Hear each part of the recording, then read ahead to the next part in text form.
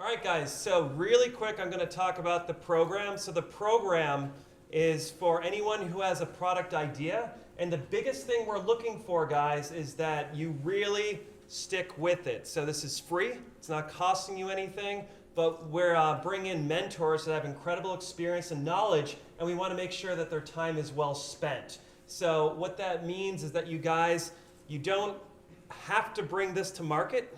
However, if you do want to do that, that would be great. And James is going to talk about the person who won the contest last year who actually launched her business in July. It's called Tayo. It's a sustainable women's fashion line, and it already is starting to sell out. So it's actually doing incredible. And she is an example of someone who really took advantage of this program. She came to every session, of course, and she met with mentors that came in and worked with. She met with James alone 3 times, about financial projections. And because a lot of at Pratt, we don't get taught the financial part of how to run a business, right? Like our ideas get developed a lot, but not the finance. So James is incredible. He's a great brain for that. He's been through it. She met with me to talk about public speaking because I have experience as a professional actor.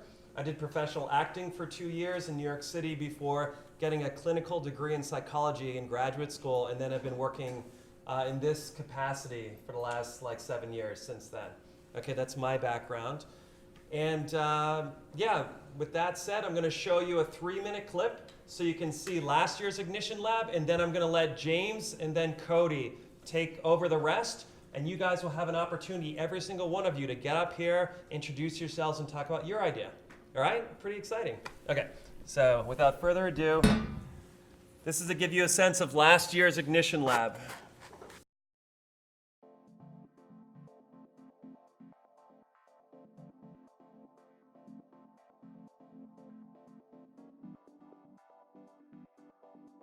When you're selling yourself, when you're selling your company, ask your customers what they want to buy. When you think about launching an idea, there's all these different steps. You're looking for the best information, for relevant, useful intelligence, and then the best method to understand it, and then respond. And so how you're going to do that is you're going to think about who am I speaking to and why would they care what I have to say? Why are you coming up with this product? Why are you opening up your business? But it requires you to actually be willing to fail. And I realized the power of a brand. And I realized I should be in branding, not advertising, because advertising is selling things externally and brand is internal. We decided we're going to build a business the right way, which is basically, in my mind, surrounding yourself with people that believe in you, whether it's customers, whether it's board members, whether it's investors. So the first step is always, what is the business, right? What is the idea? What is it that you're trying to launch off?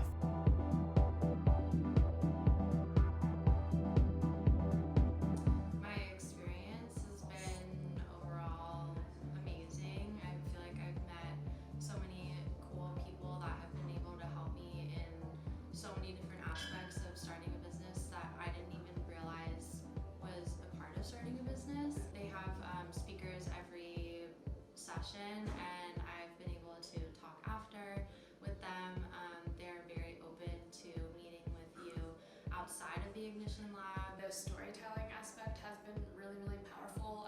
Seeing some amazing public speakers come in, present what they've been doing, and then really getting us involved in their side of things, not just pitching a business, but pitching something that they stand for, something deeper than, oh, I want to be a profitable business, but I also want to help people, or I also want to do this.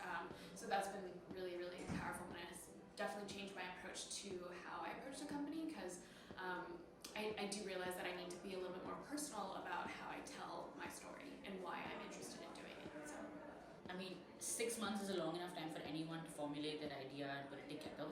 But what has spoken to me the most is watching other groups work and how much effort they are putting into it, which kind of motivates you as well to put in as much effort.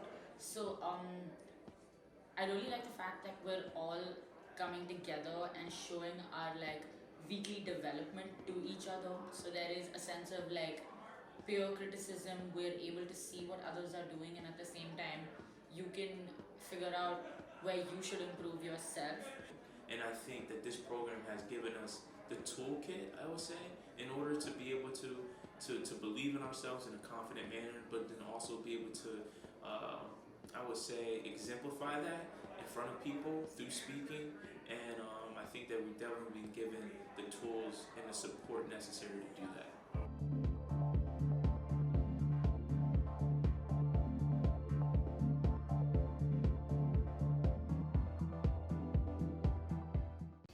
And with that being said, the final thing I'll say before I introduce, you're gonna shut up, okay? Yeah. Before I introduce James and Cody, is that this program, as you can see, you get what you put into it, right? So we're not gonna be here kind of tracking you down like a teacher or something like that, like a typical class where like, did you do this homework assignment? You know, did you do this? Okay, we're not gonna do that. So what we're gonna do is we're gonna provide resources, and it's up to you, right, to do the homework.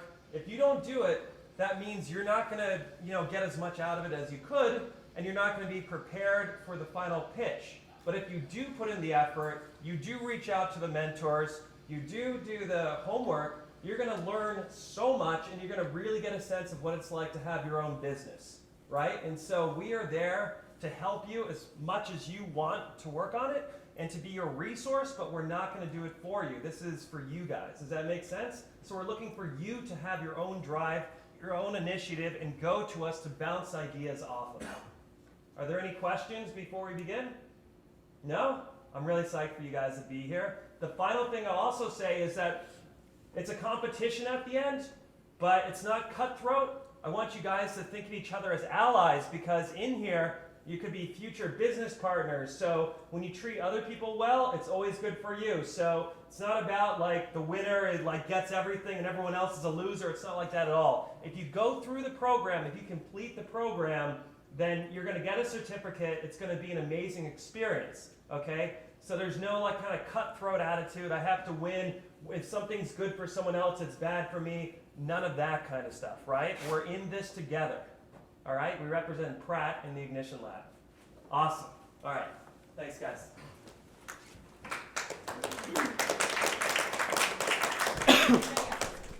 All right, let's talk about this program a little bit. So, thank you, Carl, for doing all the introductions. As you've heard, my name's James McArthur. I'm the entrepreneur in residence here at Pratt, and my number one goal with this program is to give each and every single one of you a toolbox.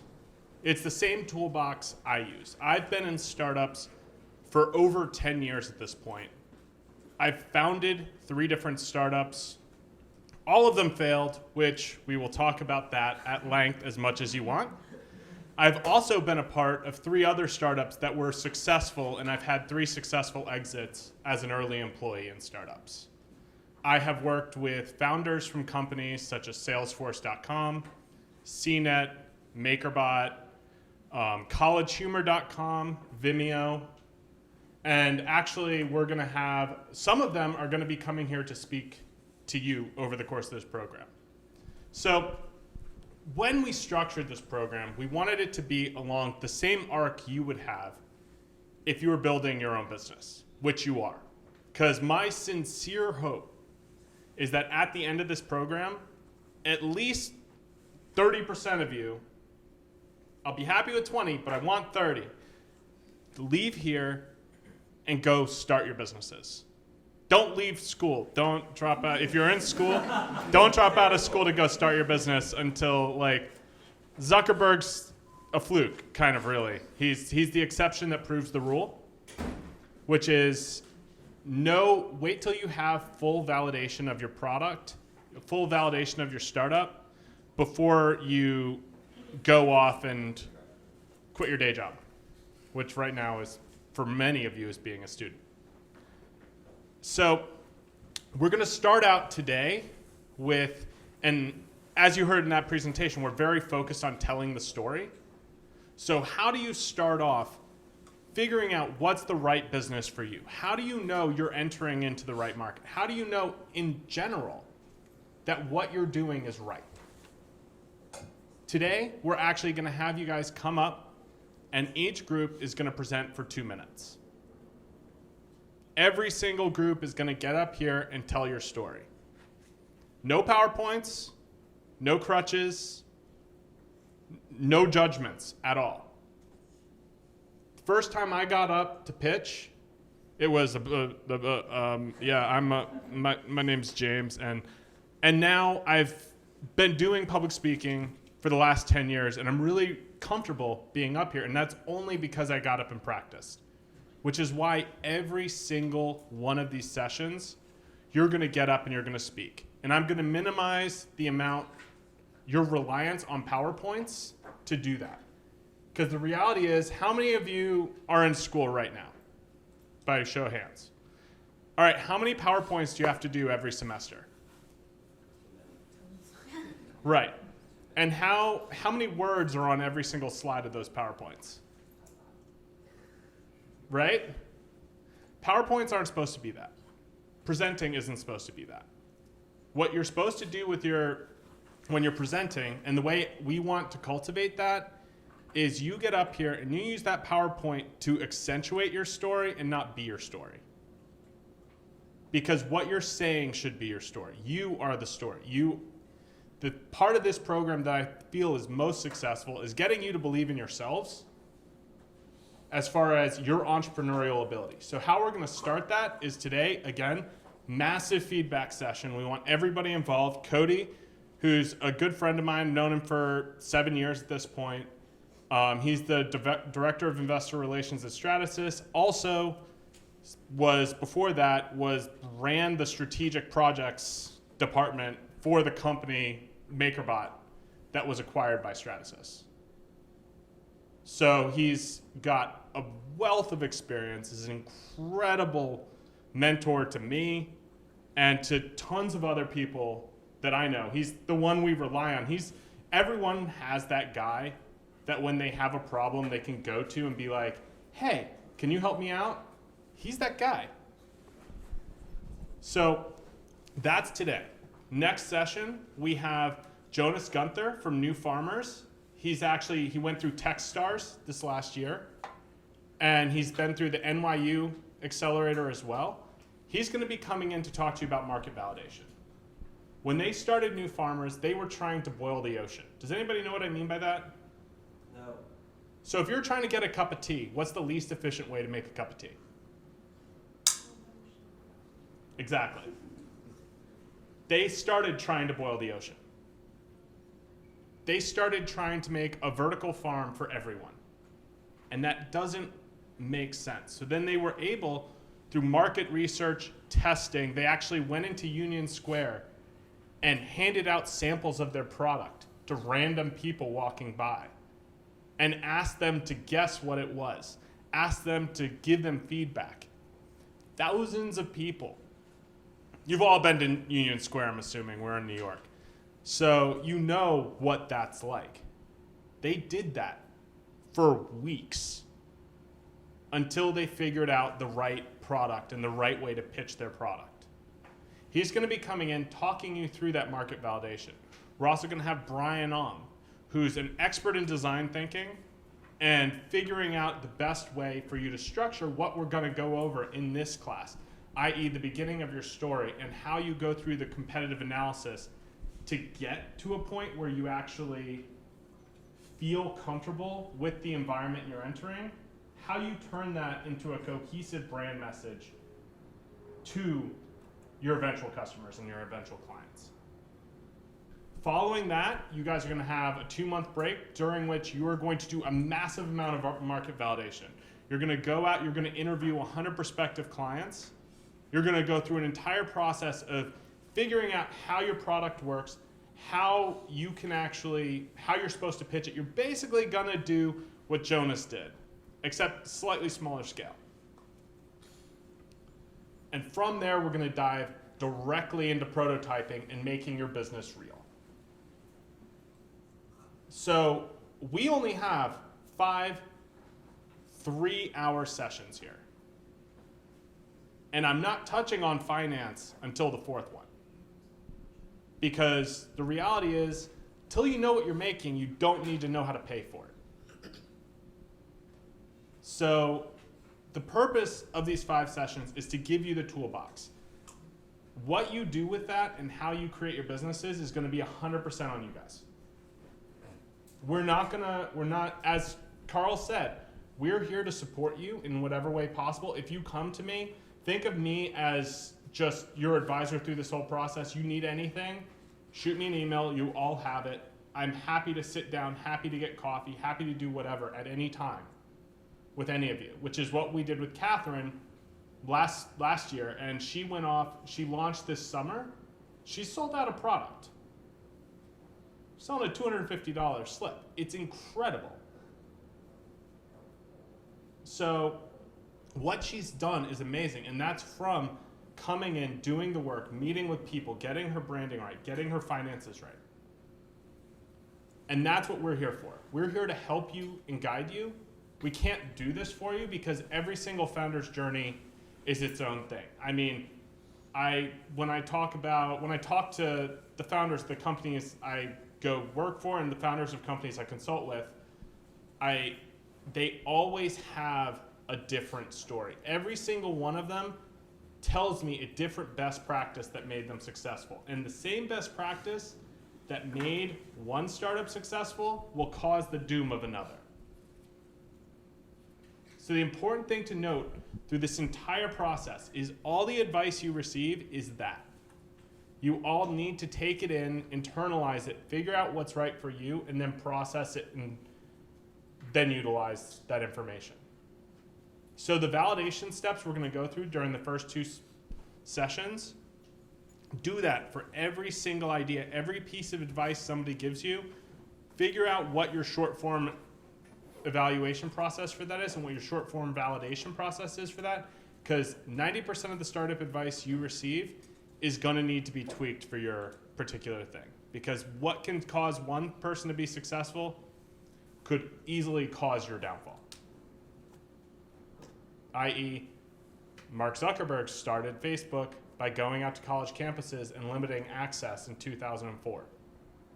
Like, he only opened up one campus at a time for the first 2 years they were in operation. If you did that now, you'd have a dozen other startups that were doing the exact same thing on the other side of the country, and you'd get about halfway through and realize, no, you were all in a race to the bottom, and nothing would work.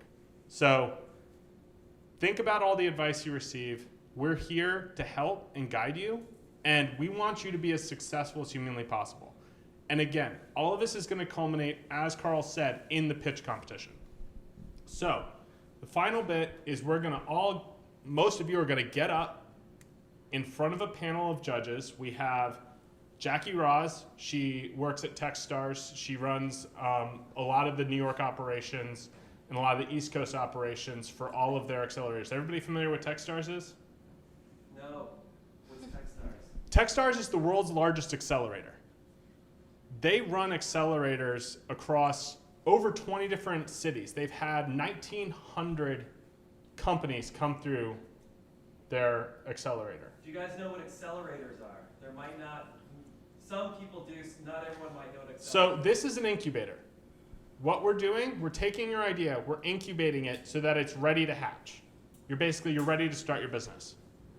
An accelerator takes that business, takes that point, and takes you through a process very similar to this, but a much, much shorter time frame. They do this in about 3 weeks. Some of them, 9 weeks, other ones. And they accelerate you. So, while also giving you money most of the time. What we're here to do is get you, if you want, ready for that. Or if you want to start, we want you to get you ready to start. Techstars is a company that can help you do that. So they run accelerators partnering with, for example, in Amsterdam right now, they're launching the City of the Future Accelerator. This is a plan so any startup that's actively trying to make life better for people living in an urban environment, they can go there and actually grow that business. We have Hannah Tran also, who's going to be in the final pitch. She's going to be a final pitch judge. She runs a a venture division for a financial services company. We have DK Smith, who runs the Brooklyn Accelerator and a bunch of other. He had a ton of success with startups back in the 90s, and now he's a very active person within the Brooklyn startup community.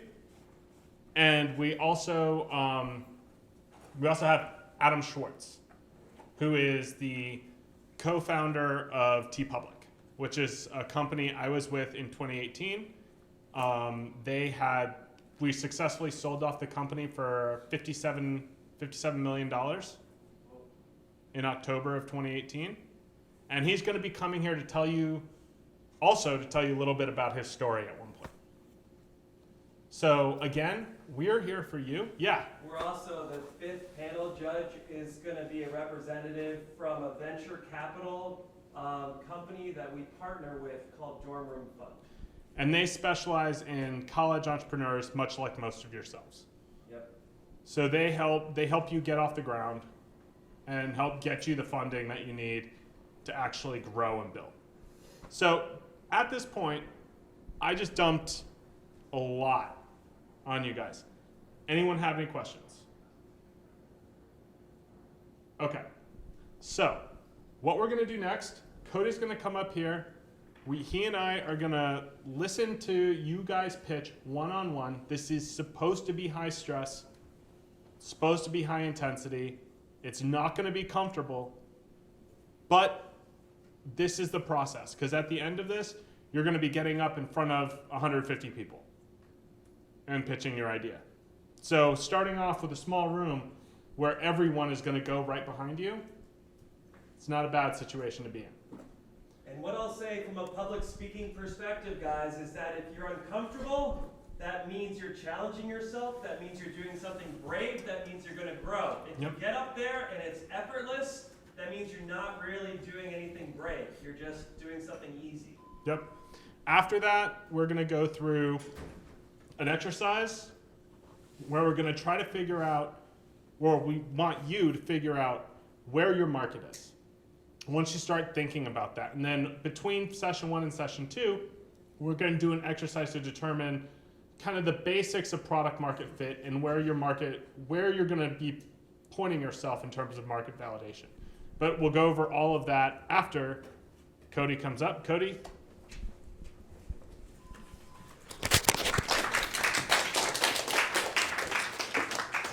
I'll let you introduce yourself. I know I did a big introduction. Hi, everybody.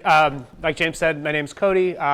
James and I worked together about 7-8 years almost now at MakerBot, which is a 3D printing startup based here in Brooklyn.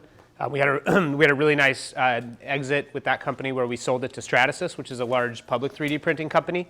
And that was I worked at MakerBot primarily on the strategy side. We were a startup, so everybody did anything at that point. So I came in, I did a lot of strategy development, and then ran the acquisition for MakerBot. So the first, one of the projects I worked on was pursuing VC funding. So that was I project managed that process for MakerBot of coordinating with the investors, with the venture capitalists. And then we were approached by Stratasys, the large public company, and then I ran that process of going through that acquisition. So it was a really, really exciting process, learned a lot. And then when that process finished, I was asked to join the investor relations team for Stratasys for the public company. I've been doing that for about the past 6.5 years or so. And then recently, I'd say in the past year or so, I've actually kind of come full circle and started splitting my time, doing a lot more strategic planning for Stratasys. So working on some really exciting projects internally, looking at some of our different businesses, seeing how we can fix things, how we can reposition things, more of a long-term, like 3 to 5 year focus. And as James said, I've done some mentoring, sort of both informal, with James and some other friends of ours that have worked on their own projects and their own startups. And then in a more formal setting, I'm actually a mentor for Techstars for their 3D printing accelerator that's up in Hartford, Connecticut. So I work with startups that are going through that program as well. So that's just kind of me. That's the quick version. And then, I had a really good time working with this program last year. A lot of really great ideas came out of it. It was a lot of fun seeing everybody progress through the program. So even if it feels a little intimidating right now, don't worry. By the end of it, it'll be you guys will be polished, and it's going to be a lot of fun. So looking forward to it. Yeah, as Cody likes to say, I'm prickly, but I also am a teddy bear. So. Oh yeah, don't let James intimidate you at all. He's But yeah, so and the MakerBot acquisition, that was what, $403 million? Yeah, 400. Yep. So yeah, that's kind of where we're coming from as far as people go. Yep. So starting out, we're going to dive right into it. So who wants to go first? Woo. Great. All right. Get on Nice up in the here. back. Where do stand we? off to that Yeah, side. we'll stand off to that side. All right. We won't clap after people, right? They'll end and then we'll go to the next. And we'll go straight into discussion. That way people don't worry, why didn't I get a clap? Do I have to use the microphone? Is it okay if I just talk It's about helpful to use the microphone for the camera rather Okay. than The people at home. And it might be even more awkward and unfamiliar. Well, as long as one of you is using it. And if you just hold it in between yourselves, generally the message gets in. Okay, It's cool. omnidirectional. Cool. Hi, I'm Jake Alfafar. Hi, I'm Kiana Roshani, and today we're presenting our idea, Brello. Brello aims to solve a pretty common issue, getting caught in the rain without an umbrella. Whether you're walking home from work or trying to make it to a show on time, we can all agree that getting caught in the rain without an umbrella is no fun. Yeah, Brello, we're trying to make sure that you never have to buy, throw away, or steal another umbrella again. So we're going to do that through an umbrella sharing app program that'll work a lot like how vehicle sharing app programs work now. You guys are all, I'm sure you've seen Revels around New York, or been to California, or in LA and seen Lime. So we're going to do a program that is similar to that. You kind of sign up online with an app with either a credit or debit card, valid form of ID. You locate a Brello around the city, you unlock it with your phone, pick it up, and then once the weather clears up, you return it, and that's kind of it. By taking part in this service, you're also reducing your environmental impact. In the US alone, Americans buy around 33 million umbrellas a year, and a lot of those umbrellas end up breaking after one rainstorm and end up in a landfill. One study found that actually we have enough umbrellas to build 25 Eiffel Towers, which is wild. So by participating in this, you're hopefully reducing that number. Yeah, so join Brello, never have to buy an umbrella again, and make your life a little bit easier. Great, that's 2 minutes. Thank you.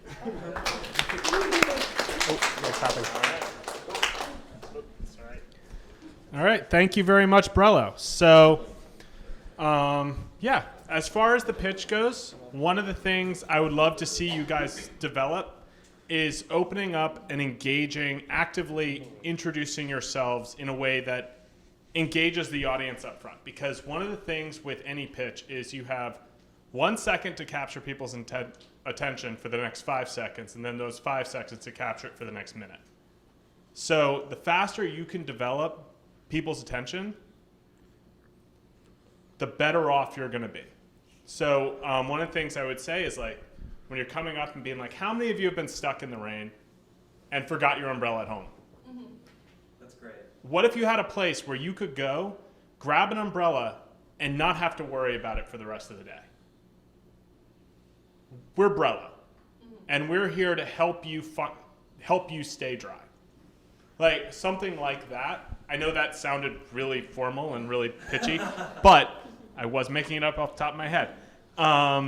But the reality is, it's kind of creating a way for the audience to think, oh, I hate getting wet.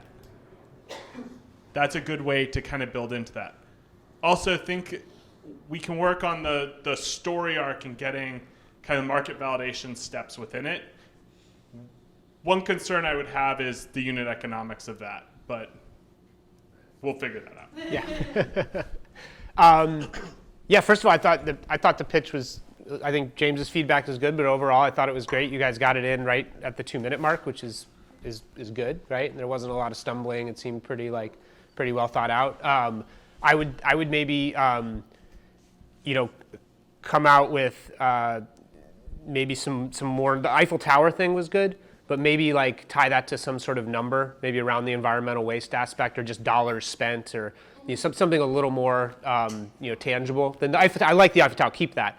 But right, no. Well, the good part is no one will challenge you. No one's gonna be like, actually, so. Yeah, exactly. So I think, come up, but figure out something, some sort of way to really like drive the point home, and then maybe figure out a way to, I think tie it to the broader sort of sharing economy concept, right? Which is people just owning less things, less hassle, But yeah, overall, I think it's a good start.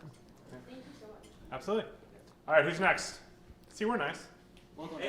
And guys, do you want me to give you a thumbs up when you have 30 seconds left, so that way you know to wrap it up? So at the 1:30 mark, I'll go like this. Okay, guys? I'll do this. I'll do a thumbs up in the back.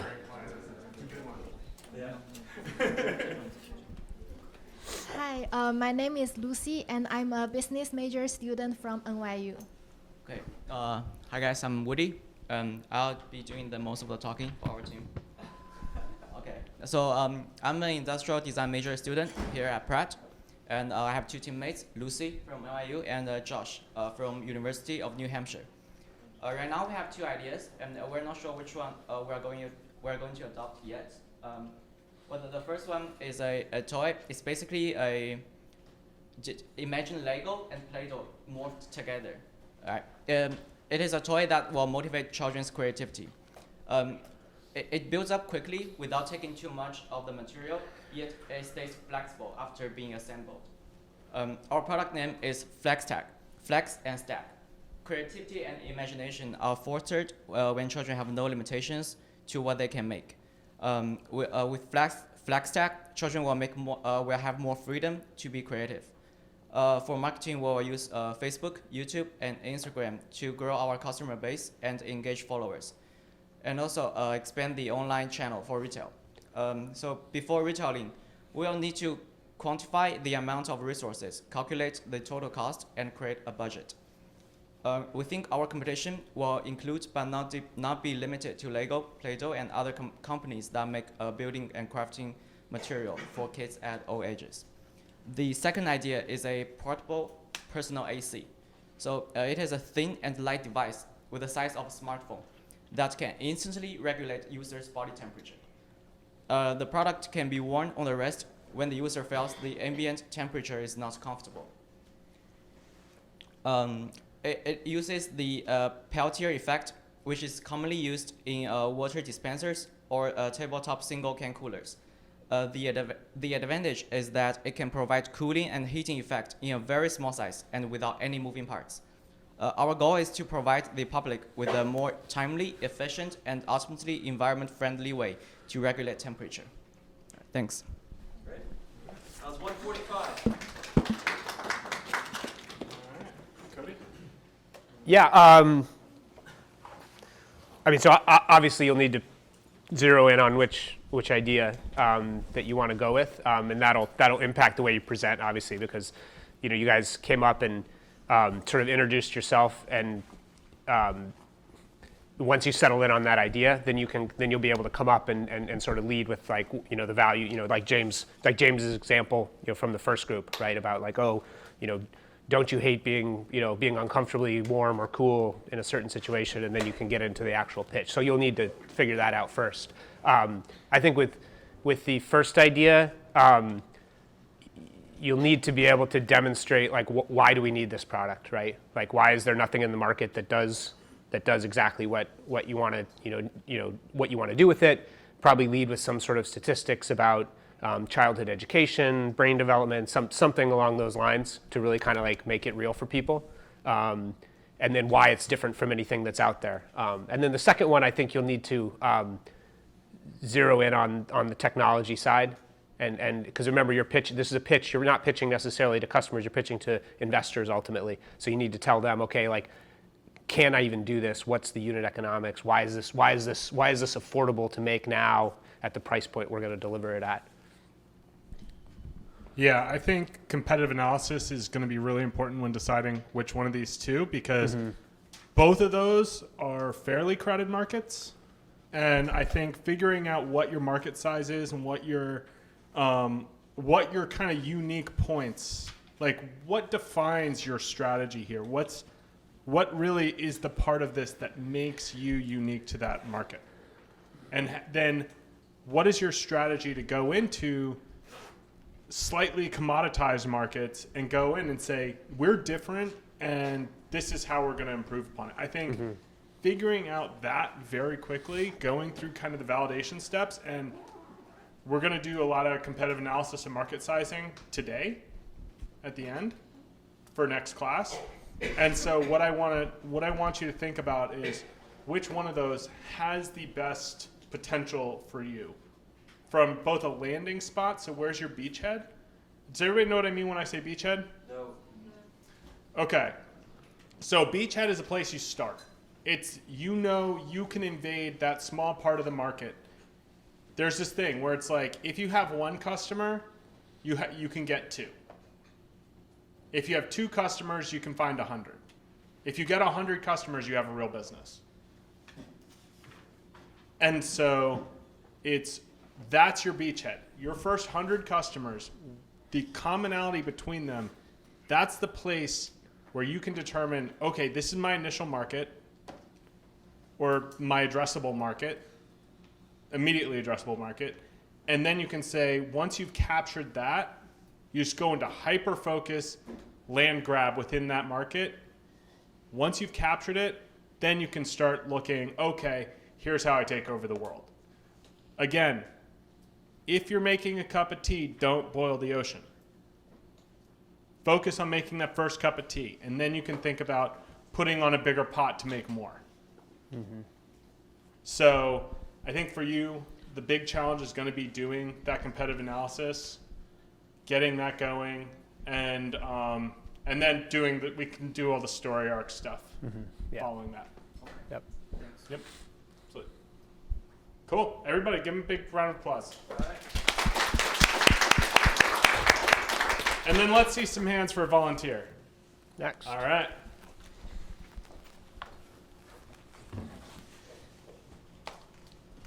I'm going to continue doing this weird handoff, walk into the back thing, and then walk up front. Eat everybody's right. Hello. Is this on? Can you hear me?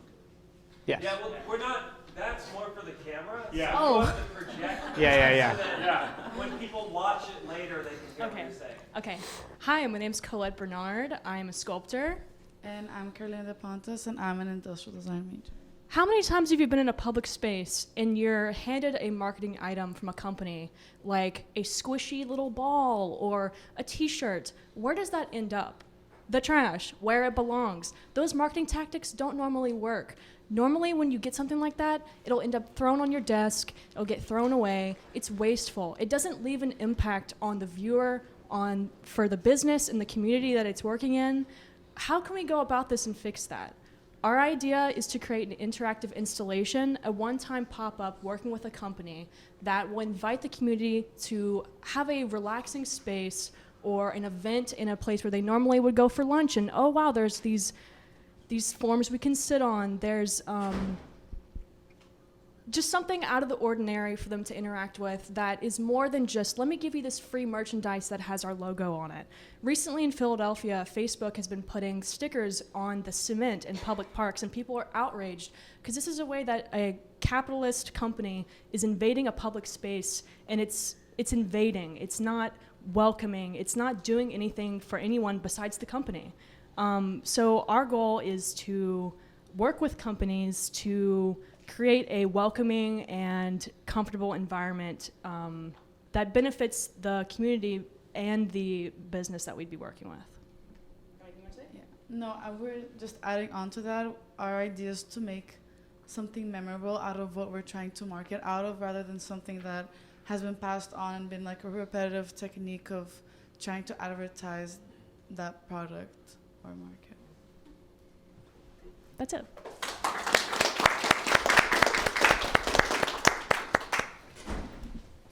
Thank you.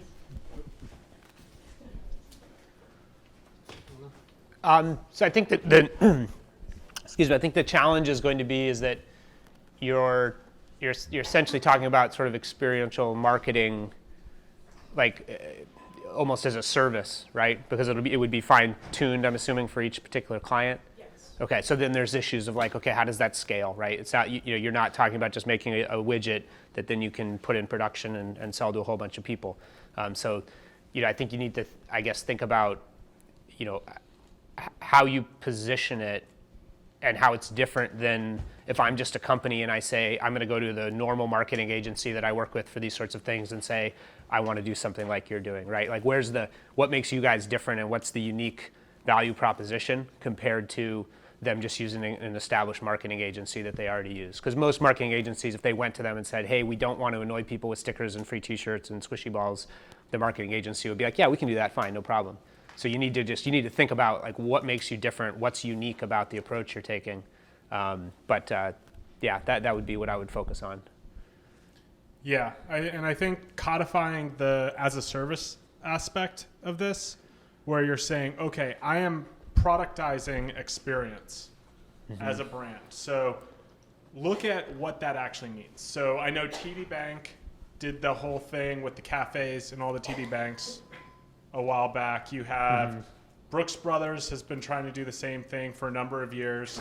It's figure out what do those look like, what's out there. So again, competitive analysis, but also figuring out, okay, what do the economics of that look like? Because you have a two-sided market. So it's you're going and number one, can they monetize the end service? Number two, how do you make this impactful while also getting companies to pay for it? So it's how do those relationships scale? Figuring out what does success look like? How did the TD Bank thing go? Your students use that. Seriously, everyone here who's a student, you're in, or you are a student, just say for right now you're in a class. So everyone here, you can go out and say, I'm working on a project, I'm at Pratt Institute, I'm doing research. Do you have a few minutes to talk through what you've seen with this, the success you've had? And if you have a hard time finding the people's emails for these organizations that you're reaching out to, let me know, I can find them. And like, be willing to reach out and ask people, what have their experiences been? Because most of the time, if they're bad, they'll tell you all about it. And if they were good, then they'll tell you all about it. Because they want you to write a paper on it. People want one thing and they want to tell you about their experiences. If they waffle, then it's going okay. Yeah. So use that to your advantage. And the other thing, the pitch was good. You've definitely public spoke before a number of times. And so I think going through, refining out those unit economics and figuring out how you're going to market to both sides of your market, that's going to be the big key for you. Because yes, you are getting the companies on board is great, but then how are you going to turn that into genuine interest from people? As the other side of this. Yeah. One other point real quick is you might, as I was listening to James talk, one of the things you might look at, I mean, right now you're looking at this really broad thing, right? Because you're talking on one hand, like, creating a experience around a brand to engage with a community. And then you're also talking about, there's just like, too many squishy balls in the world that have like corporate logos on it. There might be a way to focus more narrowly and say, like, instead of at a trade show, me as the company investing in the squishy balls to give out, maybe there's something more sustainable, more environmental that just focuses on that, or it could be on the other side. So look at everything you're trying to do and say, are there niches here where we can narrow focus on one thing and do that really well, and then kind of expand out into the other parts of what we're doing. So I would maybe do that exercise as well. Yeah. Don't only isolate it to an experience. Think about it like if you can create one product that and hardware is hard. So if you are creating a physical product, do a lot of research on the unit economics. But if think about whether it's a single product that gets rebranded for every single one of your clients, or if it is going to be that experience that goes through, because figuring out what works and what makes sense is going to be the biggest challenge here. Yeah.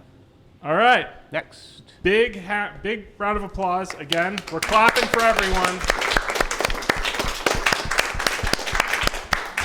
If you don't clap, I'm going to give you the evil eye. All right.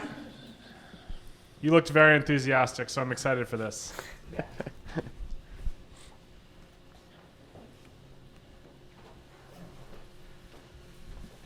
Hi, my name is Zongguan Wang, and I graduated from Pratt Institute Master of Science of Architecture last year. And this is yeah, my name is Yan Yan, and I graduated from the Arts and Cultural Management.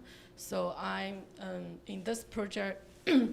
We work with Imani to take charge of the marketing and capacity analyze like business thing. Yeah, so I'm an architecture designer, but also I am an independent Unity developer in my spare time. So I just want to, in my master's degree, I discuss a lot about how to use immersive media and technology to build a personal experience about how to feel the space. So what I try to do is not only an idea, I actually have a demo to show if anyone interested, I will do after that. So you can imagine that how the cyber city would be like, that you can see the virtual beings really walk on the street and you beat it, and you can make interactive with that, and you can see the media panel just on the street. So what I try to do is using coding and algorithm to combine the GPS and the compass to align the virtual map with the physical map, so that you can align the real street with your virtual street, and you create all of the creatures, objects, and the media panels to create like a world-scale AR game.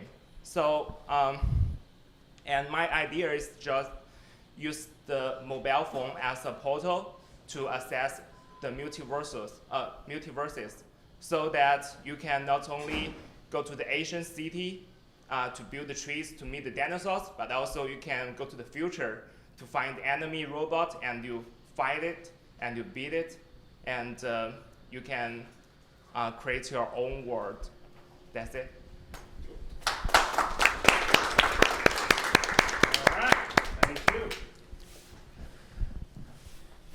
All right, so I think the story, from a story standpoint, you had a parallel thing with the umbrella, which is you said the really, really cool part at the end, which is how many of you want to go destroy a dinosaur in the middle of a city?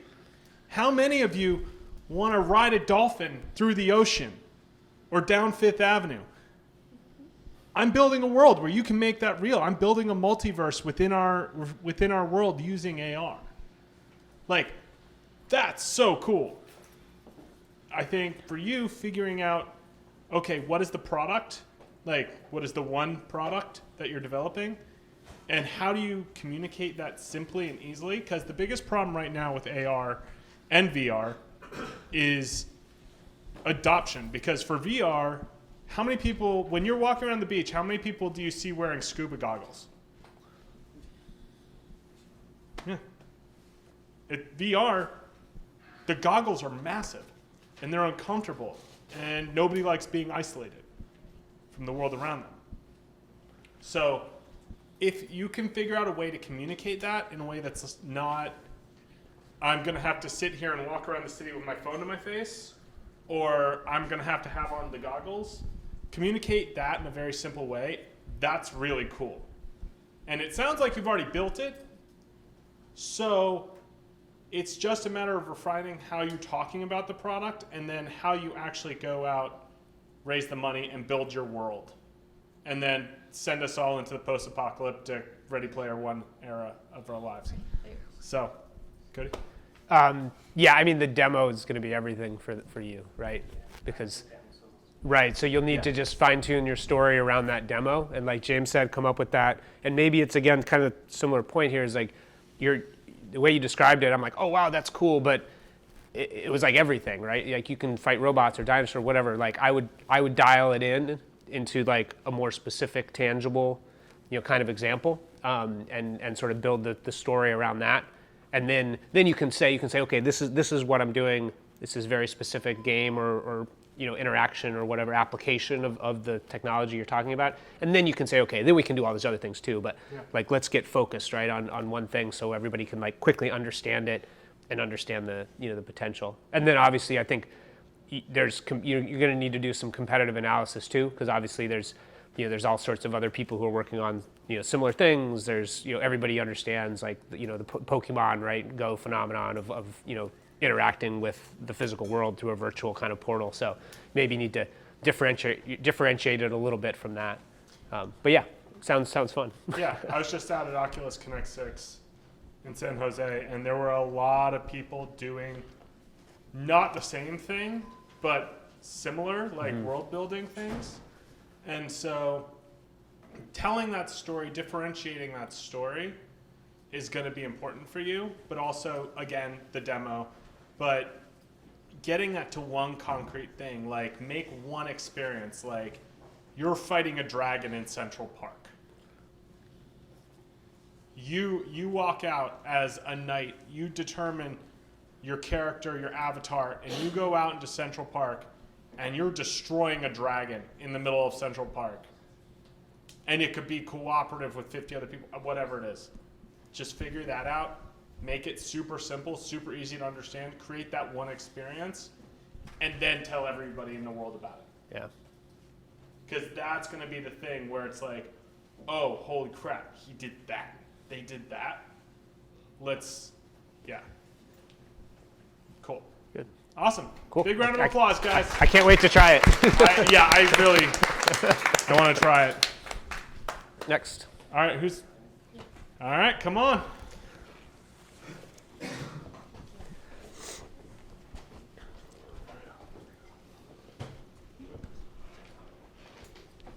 So hi everyone, my name is Tong Shen from Industrial Design major. I'm Han Bao from Industrial Design too. I'm Yao Kun Wu, also an industrial design student. So being as a design student, just imagine how many stationery supplies we have to carry, like tons of rulers, tons of pencils, probably a lot of alpha knives and X-Acto knives, all kinds of things, just like crowded and scattered around in your bags. So we're designing a product that efficiently cuts stuff, and it is a combination of compass, knife, and ruler. So it is very easy to use, it is efficient, and it is very easy to assemble. Okay, so here we bring a quick sketch model. So this is basically a ruler that can connect using magnets together, like a T-square, and then you can break it, just use it like a ruler. And here is the model for the knife. Just imagine how you use a X-Acto knife. How many times you forgot to bring a cap, forgot the cover, so you cannot carry it with you. It's sharp, it's dangerous. And if you use this product, you can just use it like a track for the knife, and the knife will not come out unless you press it, and you can use it just like other knives. How hard you press, how deep it will cut. So, and also if you flip it this side, it can be used like a cut a circle. So it can cut. You can adjust the how the size of the circle, just like that, and it's just easy to use. 30 seconds. Cool. All right.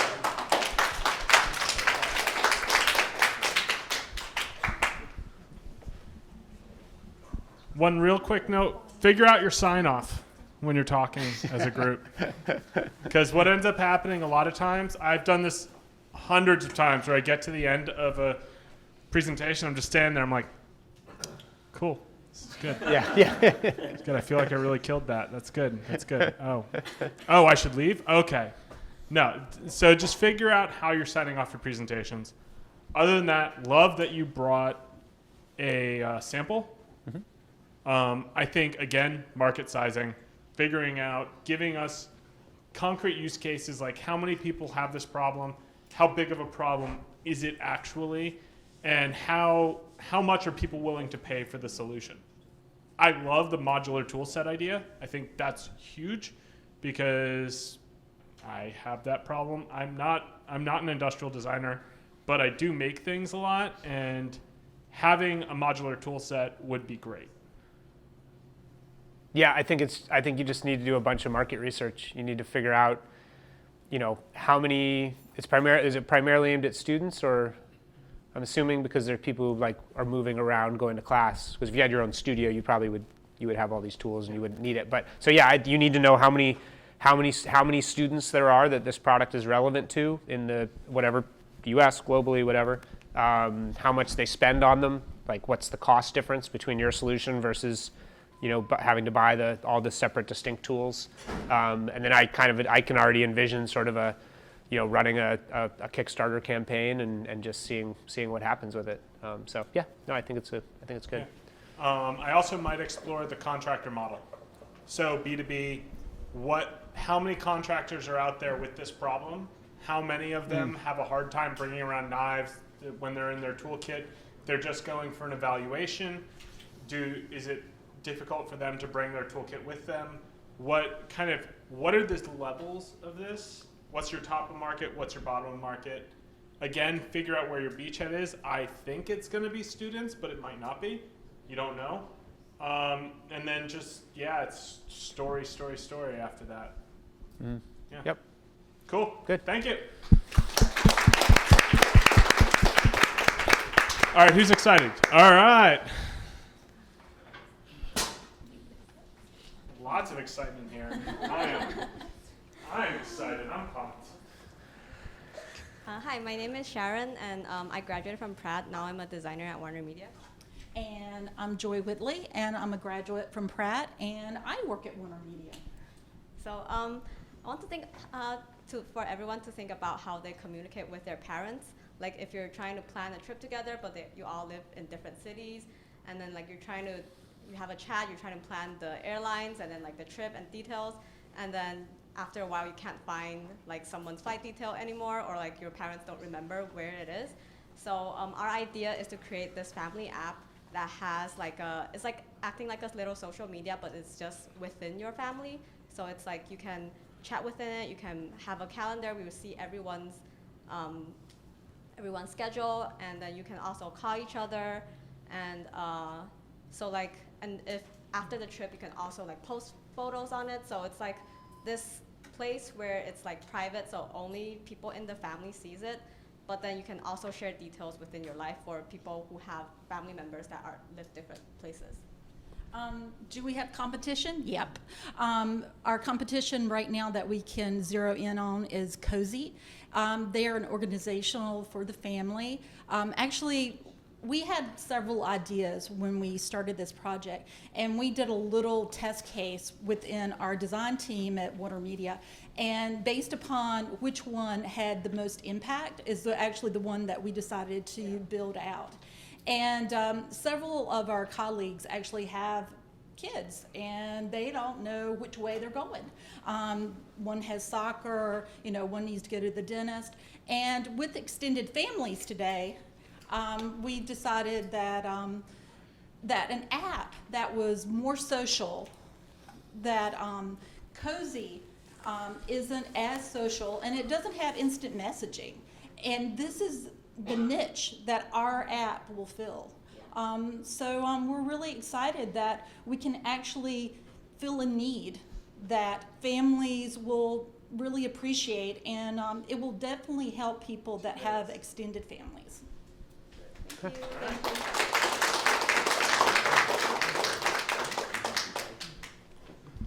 Awesome. Thank you. Yeah, sure. I think I think you need to really zero in on specifically the problem statement and the problem you're solving, because I think it's there, but it was a bit. I think it was a bit scattered, but I think zero in on that. And I think maybe there's an element of privacy and security, which I think is important. I think people are really becoming more and more aware of that. And so the idea of a closed sort of system where you can communicate with the family and share things. I think there's a good story there. Just need to zero in on it a little bit, and then I think about sort of the the customer acquisition strategy, right? Like how do you actually get people to use it? Because with any kind of social app like that, there's sort of a network effect that takes over. You need to get a certain like critical mass of people, and then obviously the revenue model, et cetera. But that'll come later in the program. But yeah, I would just focus on really solidifying that problem statement about what you guys are attacking, and I liked when you, by the way, when you were comparing to the current app, saying like, okay, it doesn't have this feature, right? So I think that's part of that, that problem statement of you want to do, families need this, this, and this. Current solutions do this, this, but not this. This is what we're doing. Yeah, I think the product discovery part and market sizing is going to be really important here, because one of the things, since you're creating private user groups, you could potentially run into the same issue they ran into with Google Circles. And where since everyone's communicating in an insular way, they have no reason to invite people from outside the family to join them. And so it's, how do you get people from outside each individual unit to recommend it to another family? Like, how do you get that to happen? How do you get a referral model built out of that actually makes sense? Another side of this is on the product discovery side, I would look at a lot of the enterprise B2B communication platforms that are out there right now and the problems they're having, because it's a lot of the same kind of issues, right? Where a company is talking all within itself. You may have 10 people in a company, you may have 30, 200, you guys 20,000, 120,000, I don't know how many people work at Warner Media. But like when you're talking about that, it's a $50 billion market solving those communications problems. And you may be able to find some solutions that exist within there. So looking at like Monday.com, what they've done for project management communication, looking at the problem Slack is now having in their communications model, which is everybody created Slack. They created Slack so that they could get rid of email, but now all we have is email and Slack. Yeah. And Slack is the noisiest thing ever. So how do you avoid that? Yeah. Like, we've all been on text chains with our parents that went way too long and are way too detailed. So how do you mitigate the kids just signing off from the app and never looking at it again? So kind of think about those kind of adoption and user standpoints. So what is the point where the moment of satisfaction for the user is the thing that both Google and Facebook invested heavily in the early aughts, which was like, at what point after a user signs in to their application does the user go, oh, this is a great idea, this is perfect? And for them, they found it was their first like, or it was when they found a result that really changed their way of thinking. That was that moment of satisfaction. How do you create that for the family? It's easy for grandparents and parents. I just had a little daughter. For me, it would just be send a picture of my daughter, and all of a sudden they're like, oh my gosh. But it's how do you get that going for the entire family? Yeah. Good idea, though. I like it. Good idea. I like the idea. It's great. Yeah. All these ideas have been really great. All right, who's excited? Front row. You're very excited. Can I go next? That's what I'm saying. Yeah. I'm literally inviting you to come up and speak. Please.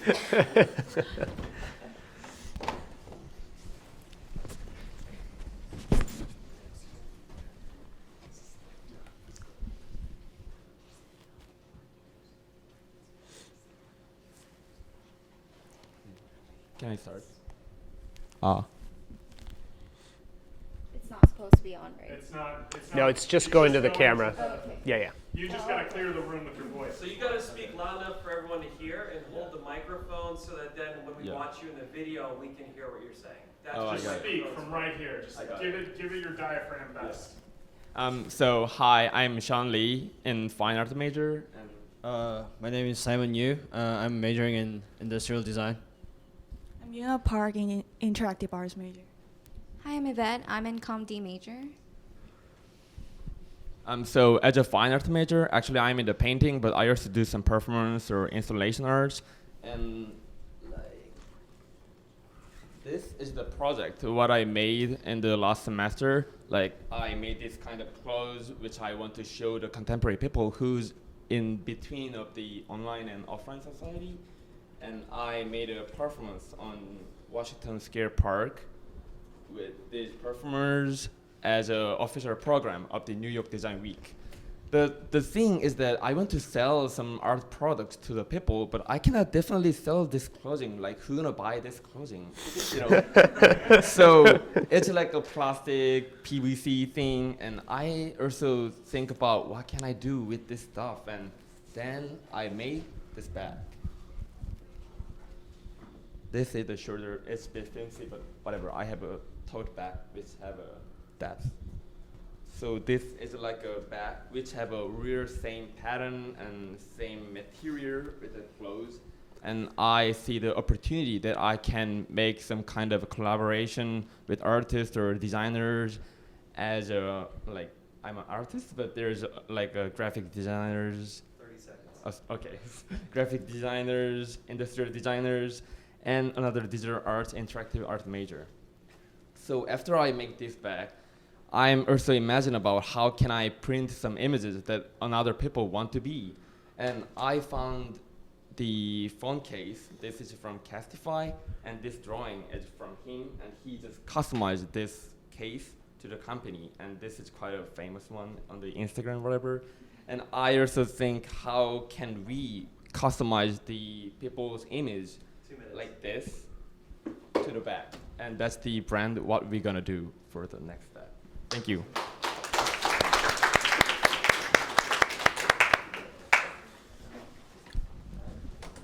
All right.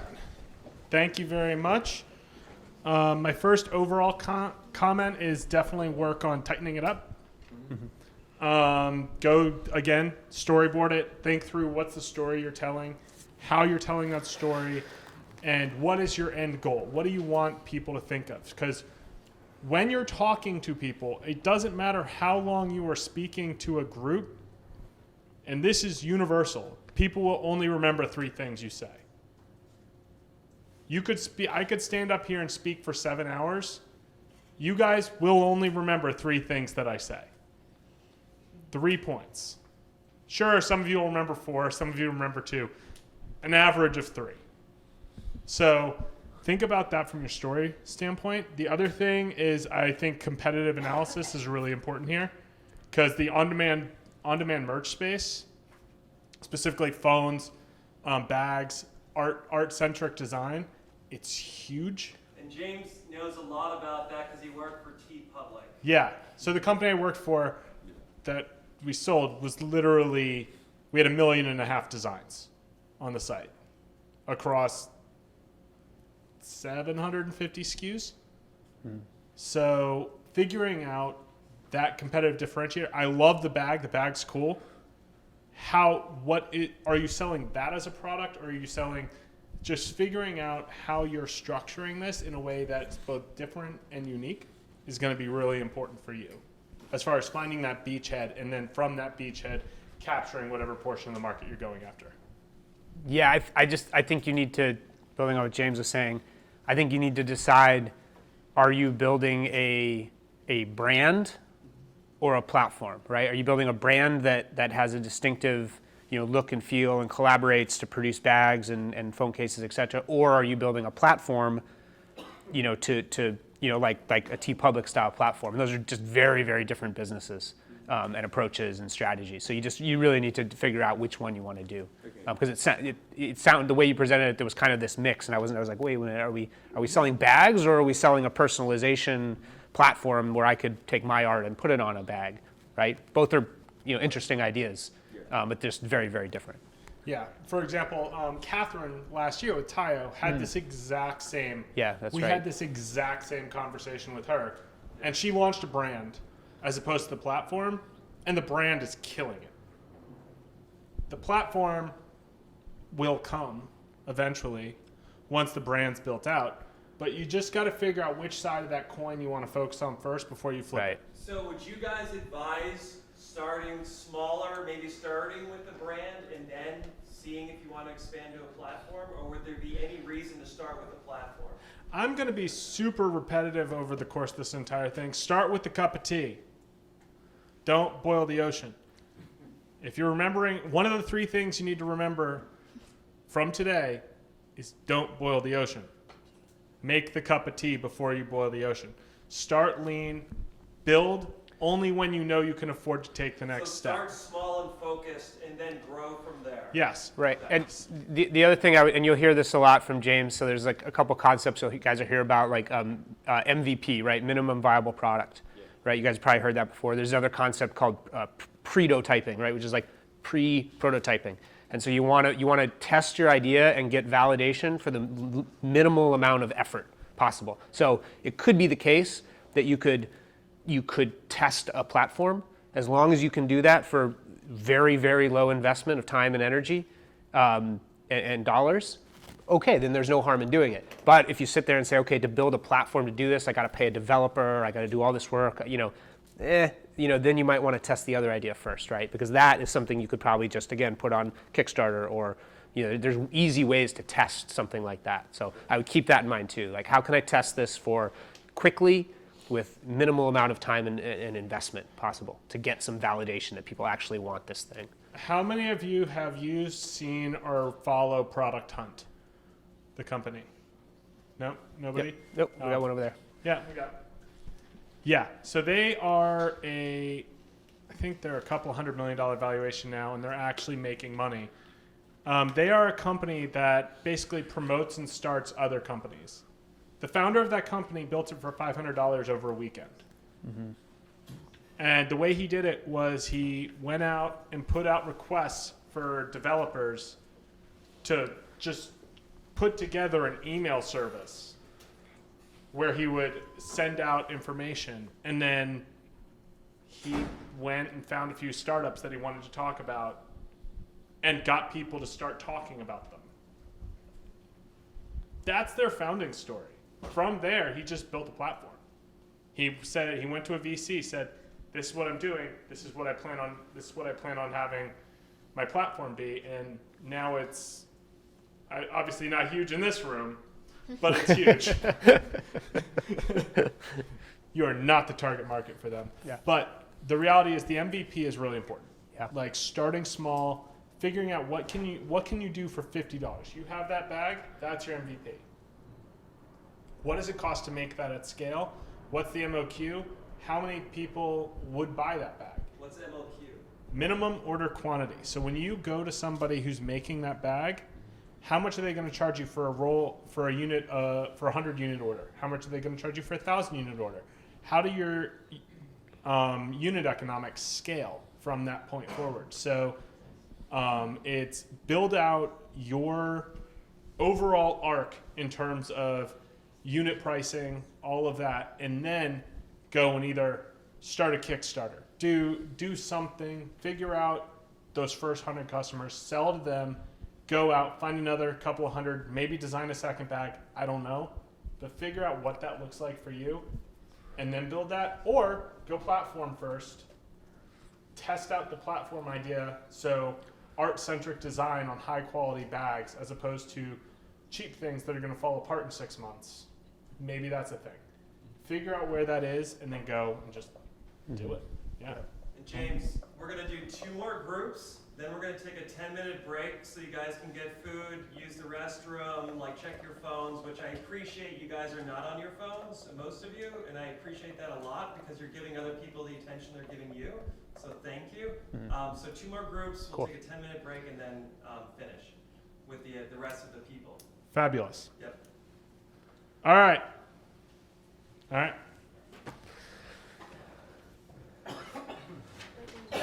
Okay, you're next? All right.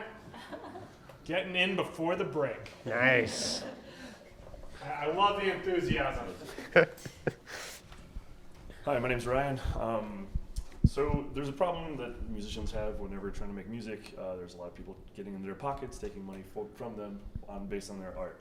So currently, I think on average, musicians take home 20% of the revenue based on their music, which isn't a lot if you're making all this time and spending all this time making it. So I'm trying to start a company called Ampled, which is an ethical web platform that allows musicians, artists to be supported directly from their community with recurring payments. Structured as a co-op, you build the trust with people because then you can't like flip it on them and sell their, sell all the rights of their art. So, being as a co-op, it's owned by the artists, it's owned by the community, it's owned by the workers, so that the artist can make money in prosperity without having to, again, have someone take more and more of cut from their art. As an organization, obviously doing that is very in contrast with Silicon Valley, because having everybody own it makes it not sellable or exitable. It's supposed to exist in perpetuity. So yeah, its goal is to gain make a platform for artists to be able to put up their music, their demos, or whatever to their fans and supporters on a recurring basis, so they can so they can budget and know how much money they're going to get in, month to month, as a way to public speaking. Sorry, as a way to make being a creative as a musician on a small level sustainable. So. Okay.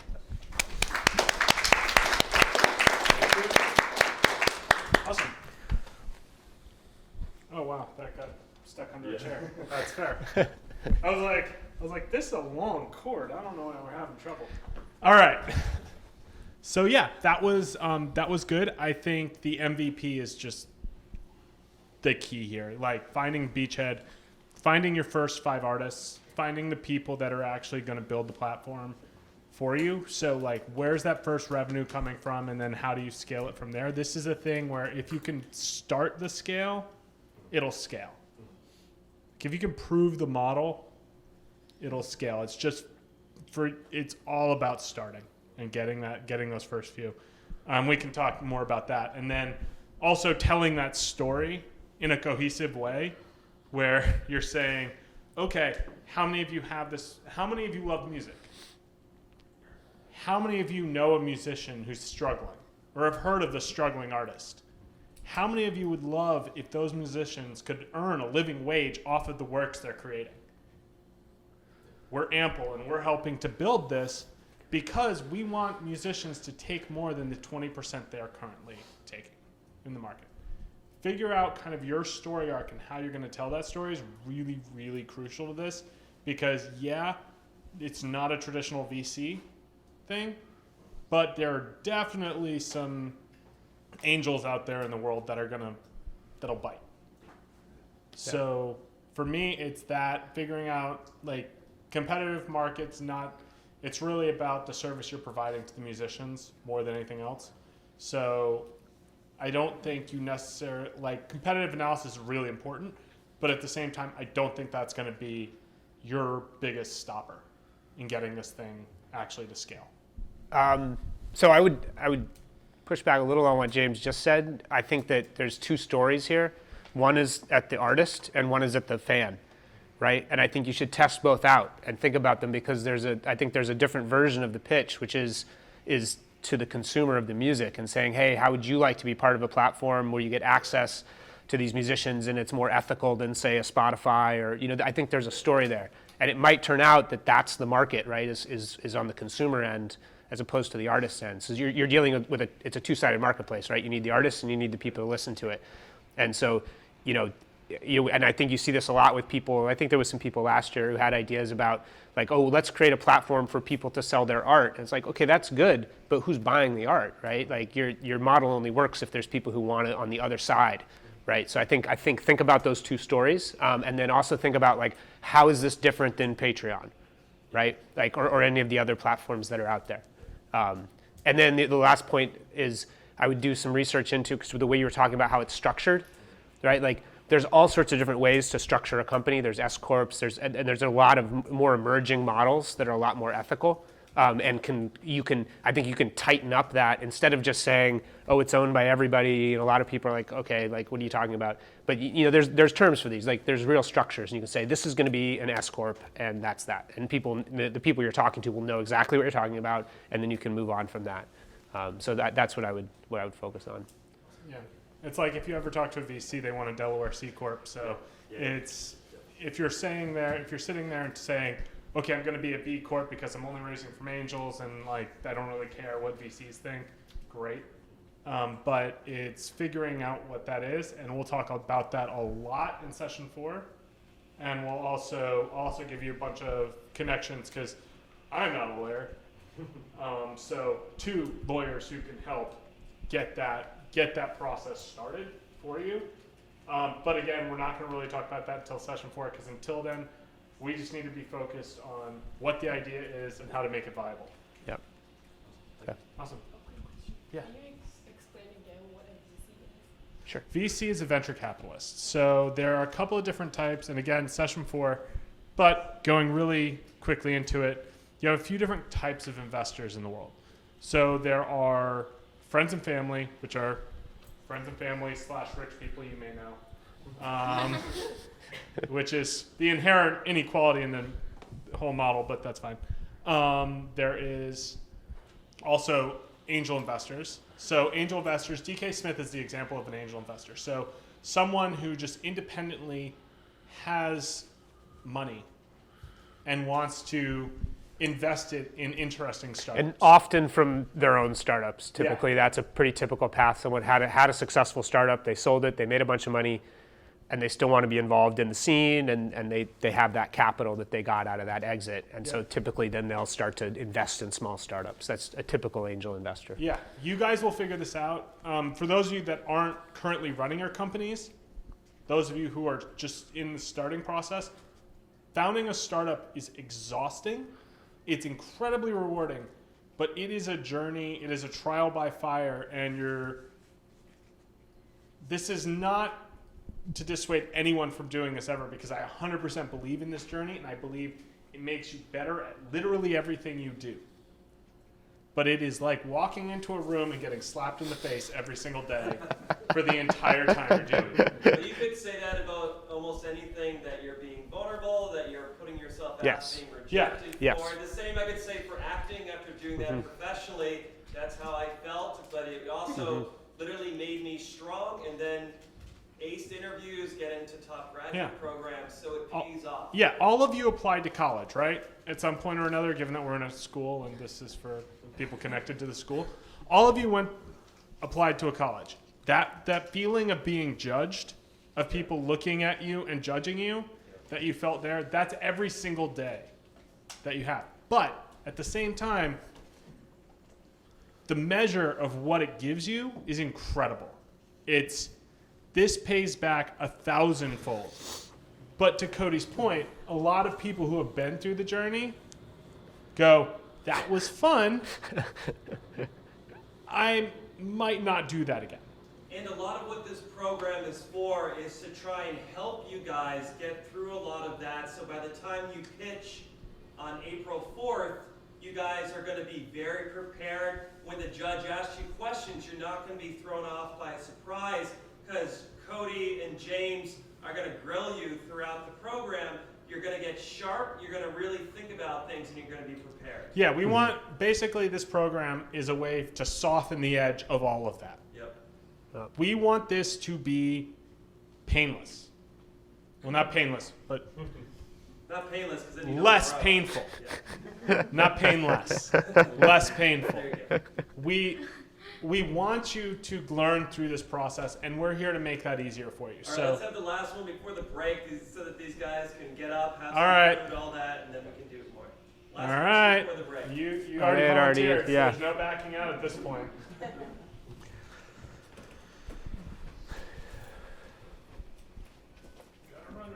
Hey everyone.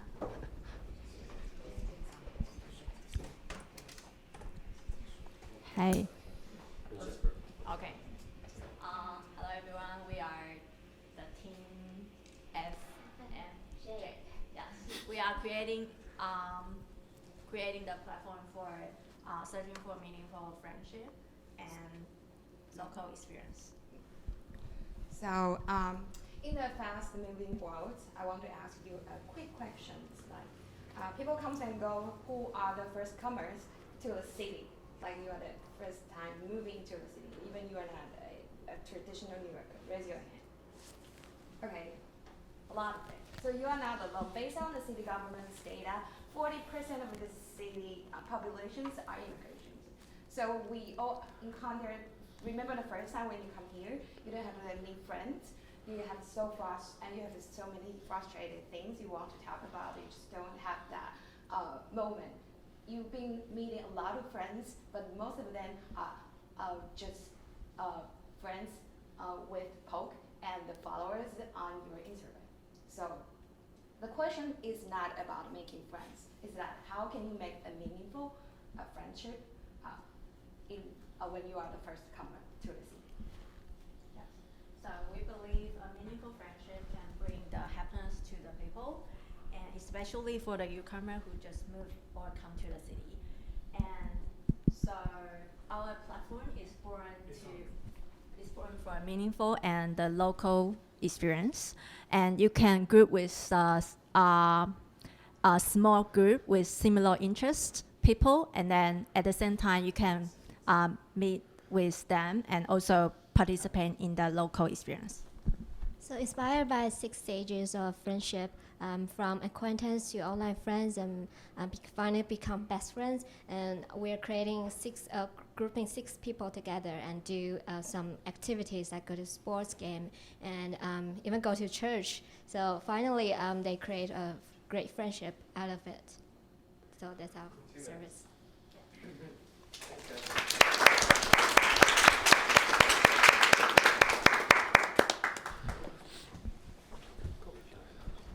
Great.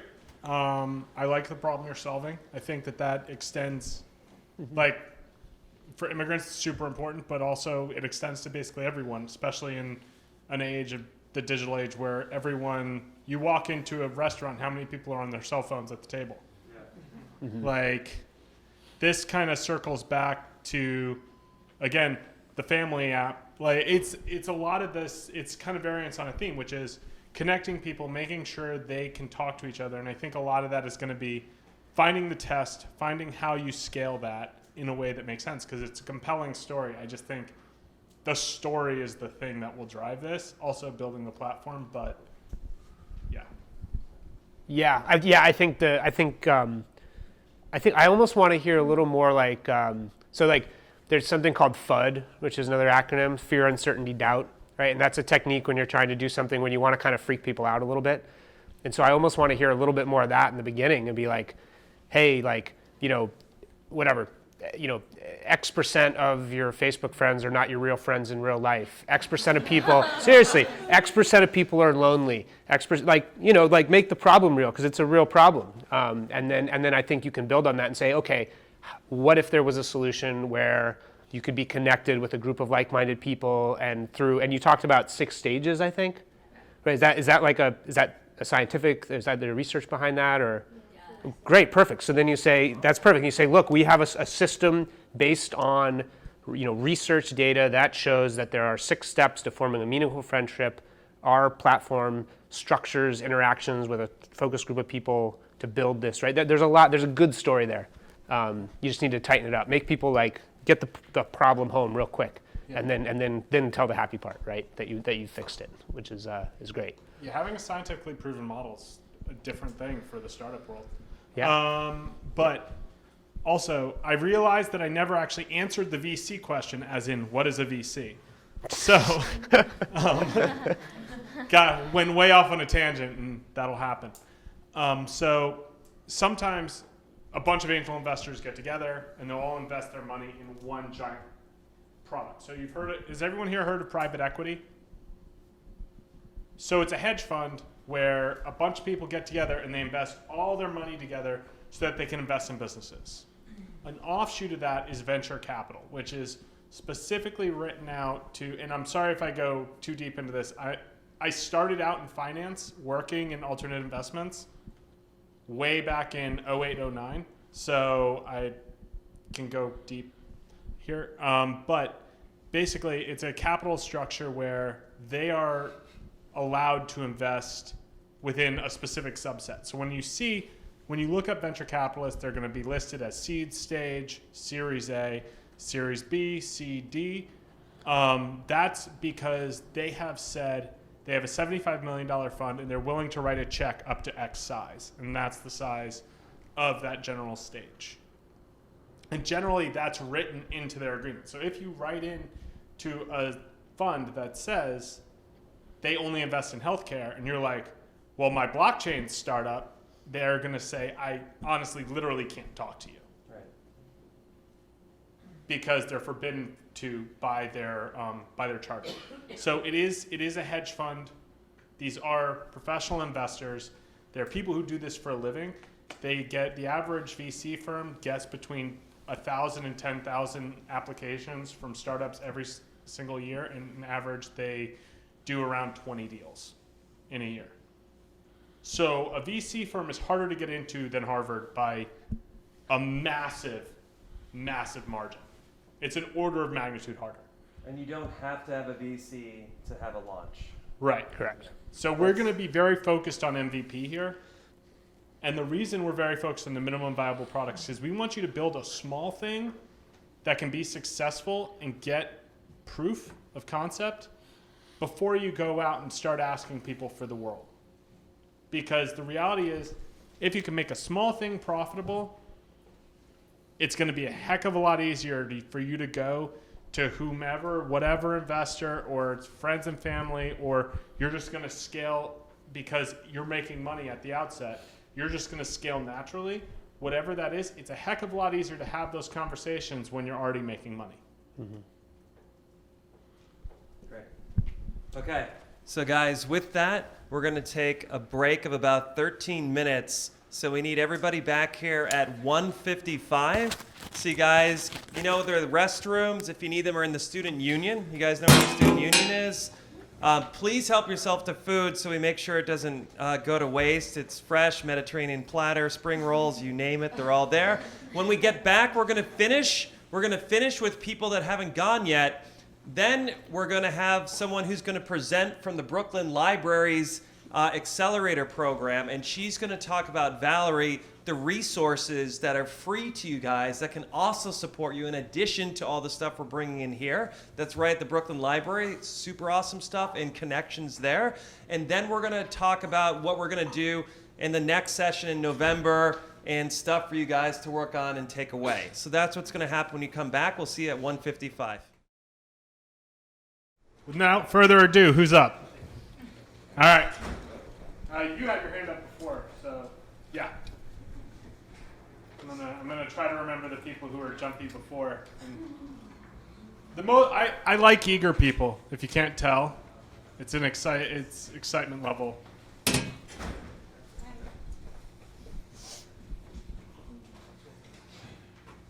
Hi everyone, my name's Megan. I'm a Pratt student in writing. My partner isn't here today. Her name's Perna. She's an IT major. So basically, we live in a world with a lot of very hectic things going on right now. One person is forcibly displaced every 2 seconds. It's a serious crisis with refugees and people who are displaced in new regions where they don't know their way around. They maybe don't speak the language. They are having issues. And basically, we came up with an app called Me. And it's a picture-based direction app to give the user housing shelters, public restrooms, hospitals, anything they could need. It shows them how to find it, like the app Pokemon Go, where you hold up your phone and you see directly in front of you directions, so you maybe don't have to, like, if you can't read signs, etc., etc.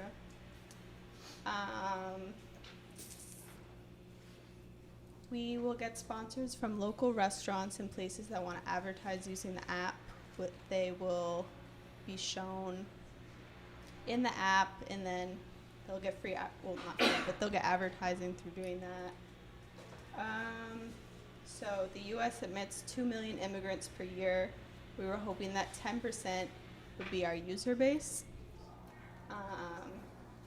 And we have no current competitors on the market, so we have ample opportunity to implement this app. Thank you.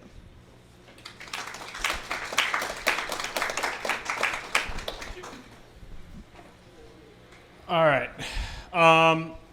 First thing with public speaking is just allow yourself to be more, I guess, for lack of a better term, open and vulnerable with the room. So when you're telling your story, connect your story to the audience around you. So a lot of times and actually this is going to now be a homework thing for everyone, which is when you're between now and the next session, condense your pitch in your own mind or write it down to 30 seconds. And then I want you to go outside, out like in the real world with people around you, and do your pitch into your phone with the video camera on and watch it probably 30, 40 times. Like, walk around for an hour and just pitch into your phone. In public, on streets, like a crazy person. Do it, and I promise you, you will never hesitate up here again. For those of you that joined us last year, you'll remember this exercise. This is a thing that is just crucial, which is you never know when you're going to jump into an elevator with a person you need to speak to, and at that moment, you need to switch to being on, even if there are 10 other people in the elevator with you. It's just really important to get your pitch down, get your story straight, and just feel comfortable doing that in a random environment. Oh, yeah. He's a fancy clicked guy. up, I He's know. got the lavalier. Yeah, James, it sounds crazy, but it really does work. So definitely, I think everybody would benefit from it. With your idea, I think I think in the pitch, maybe I would put some thought into the revenue model that you talked about with the advertising, because again, think of the audience, right? The person who's actually using the app is probably not going to be the customer of necessarily of the restaurant that's being advertised in there. So there might be a different way to do that. There might be, like, I don't know, you'd have to do some research onto it, but I'm sure there's organizations, nonprofit, government agencies that spend money in that resettlement process. If you're targeting sort of a refugee community, like people coming into the country who need that sort of assistance, they're probably the ones who would be able to cut the checks and like sponsor it. So I would think about that a little bit, just about like how you're actually going to take it to market, who's actually, where's the revenue going to come from. Yeah, overall the idea is pretty good. I just think you need to sharpen up the pitch a little bit. Like your idea is to help people, and I felt like you need to bring that a little bit more to the presentation, get people excited about it. Yeah, how I'm continuing to harp, and I will continue to harp on this for everyone, which is enthusiasm. Like when you're up here, if you're enthusiastic, it's going to be contagious. And everybody around you is going to be super enthusiastic about what you're saying and what you're doing. So if I'm up here and I'm like staring at the ground and talking, it's much different than if I'm out here and I know my voice is generally shouty.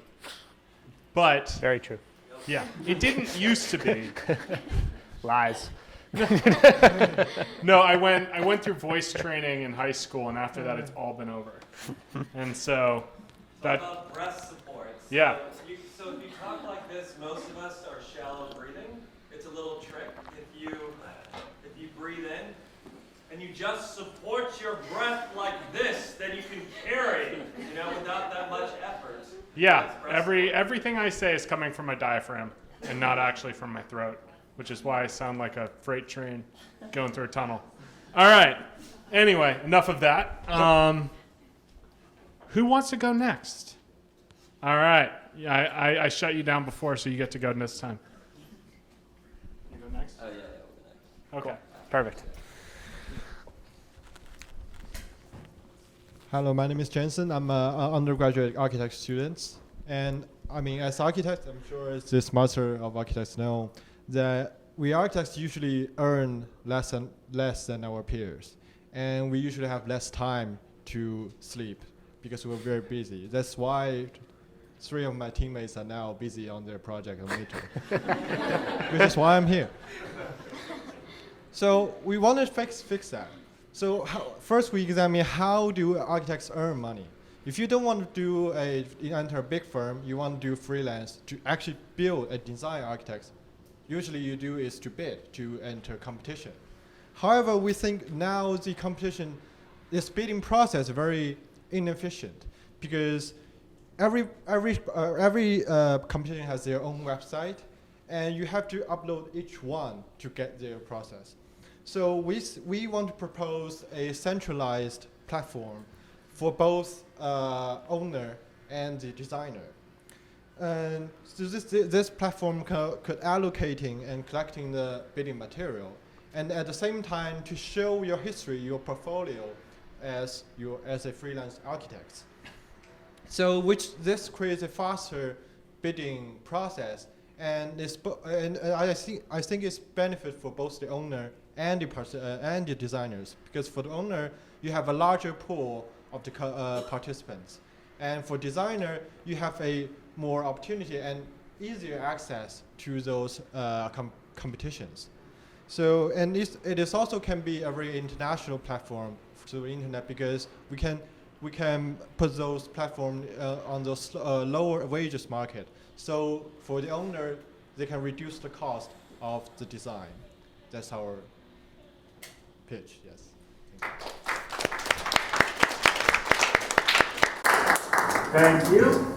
Again, we're all going to work on our sign-offs. It was a great pitch. I actually really like that model. I think one of the challenges you're going to have is you're thinking very large right now.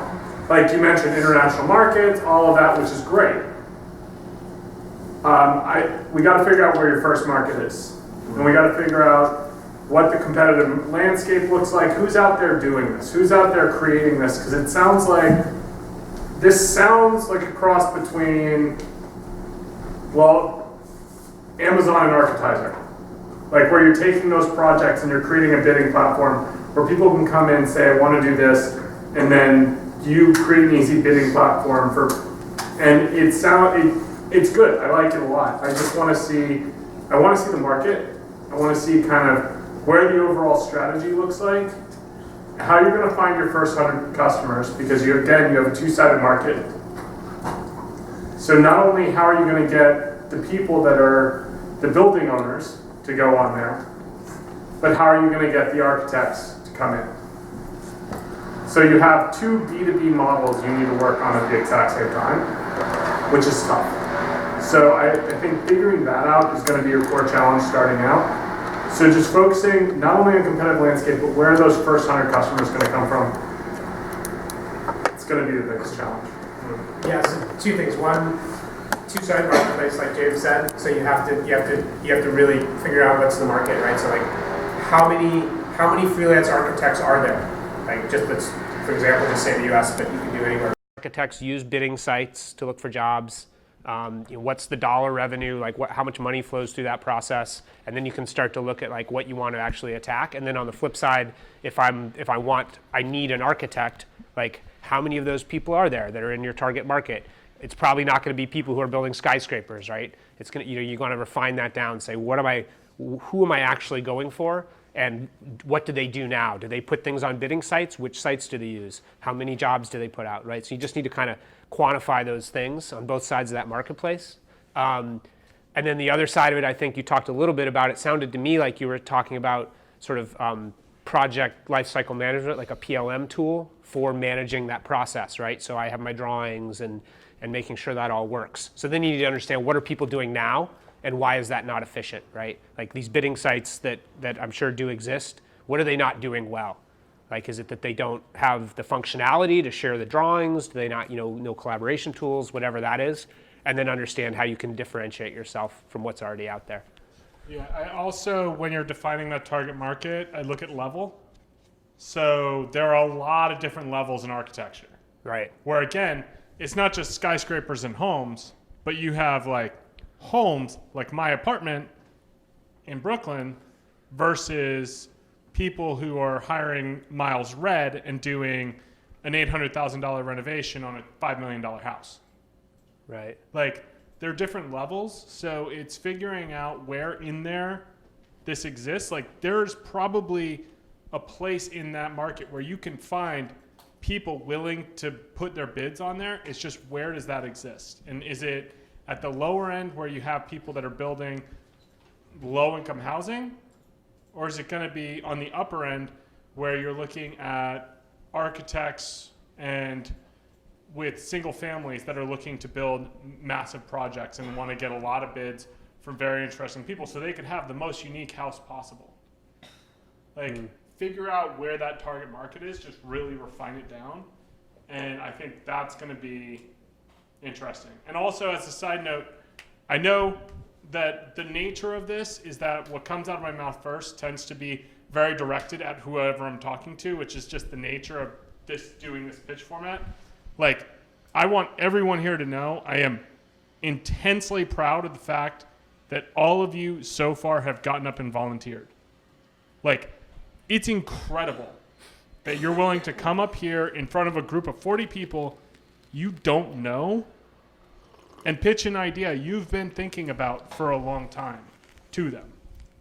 Like, that's incredible. And you should all give yourselves a massive round of applause for doing that.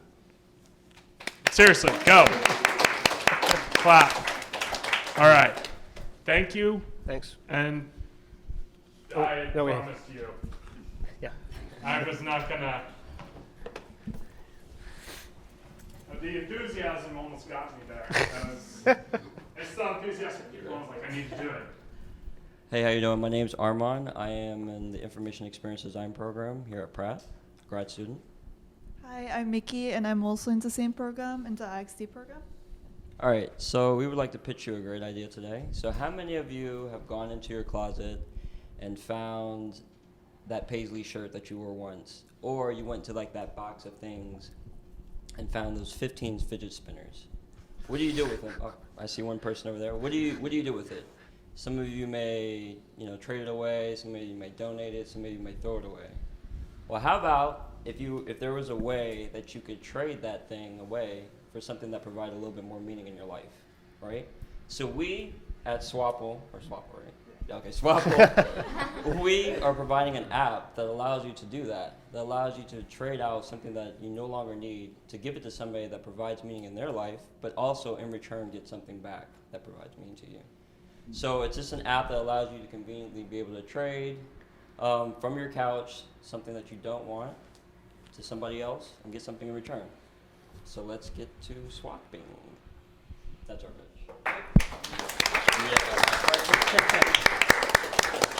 All right, cool. Tight. Yeah, your closing was there until you said that's my pitch. You had it. You had to finish with the let's get swapping. Yep. Sure. Great. So, real quick, don't start your pitches with "I have a good idea," and don't finish them with "that was my pitch." Yeah, just does two quick things. It was a good pitch. It was very tight, very nice. But there's a rule that if you ever tell anybody that you have a good idea, or if you tell people you have a good idea, you probably don't. So don't say that. Yeah. So don't tell them you have a good idea. And especially because the people you're talking to in general when you're pitching your idea are going to hear a ton of pitches, and every single one who pitches them their idea thinks it's a good idea, because or else they wouldn't be doing it. Otherwise, I think finding your market is going to be interesting. I think you have a very cool challenge here, which is going out, finding your target market, finding the people that want to swap items first, and then every single interaction is a two-sided market. So every single action, you need to find somebody both on the buy side and the sell side that agree on what they want to buy and sell simultaneously. Yeah. Which is hard. Because some people collect Pogs, some people collect baseball cards. Chances are your baseball card collector isn't going to be a Pog collector. Yeah. Does everybody know what Pogs are? No, you're dating yourself on that one. Yeah. Okay. A lot of people are looking. They were little things in the early 90s. Yeah. All right. 5 more teams. Okay, Go, Cody. quick comment on it. I think you want to differentiate what you're doing from like things like Let Go and just even Craigslist or whatever. So maybe quickly walk people through the process of what you would do now if you wanted to arrange some sort of swap like that. And then the other thing I would think about is really, really narrow casting it to say to start with, maybe it's like swapping shoes, or to prevent the problem James said of having I'm trading my coffee mug for a comic book or whatever. Like pick something, it could be sports equipment, it could be coats, something like that, and then really dial it in on that. And then once you've built the functionality, and then you can do all sorts of stuff. But it might make sense to pick something really specific that people are already going to want to trade. So anyway, but otherwise, good, very good. And not to snipe on the shoe thing, shoes are gross. Okay, never mind. Like, if you've worn them more than twice, I don't want your shoes. Okay. All right, but good tight pitch. Great. Next one. You've been very enthusiastic, and I like it. And then you. You've been on and off enthusiastic, so...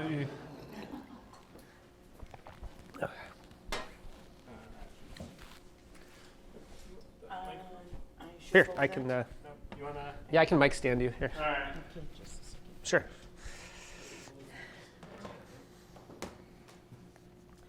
I was a student here in industrial design in 1979 and 80. 2 years ago. And I then went into another career in special education and social work. And anyway, as things slowed down, I decided that my real passion was industrial design, and I had a wonderful opportunity to do research for the Cooper Hewitt Museum on the products that people with blindness and low vision use to navigate the city, to cook, to dress, to manage money. And also did some interviewing of people with disabilities for the New York Public Library to tell their story. And so these have been some of my steps to get back into the field. Also, I work with the Design for Aging Committee of the American Institute of Architects. This is a model that I made when I was a student at Pratt. And I decided to continue working on it. It is a hairdryer. And I hope you can see this.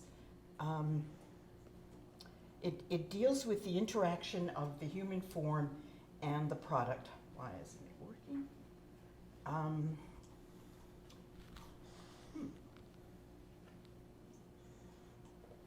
30 seconds. 13 seconds left? 30. Oh, 30 seconds. Half a minute. Okay, so anyway, I can't put my own hand in it because it's liable to break, but this is a friend who is holding it the way it should be.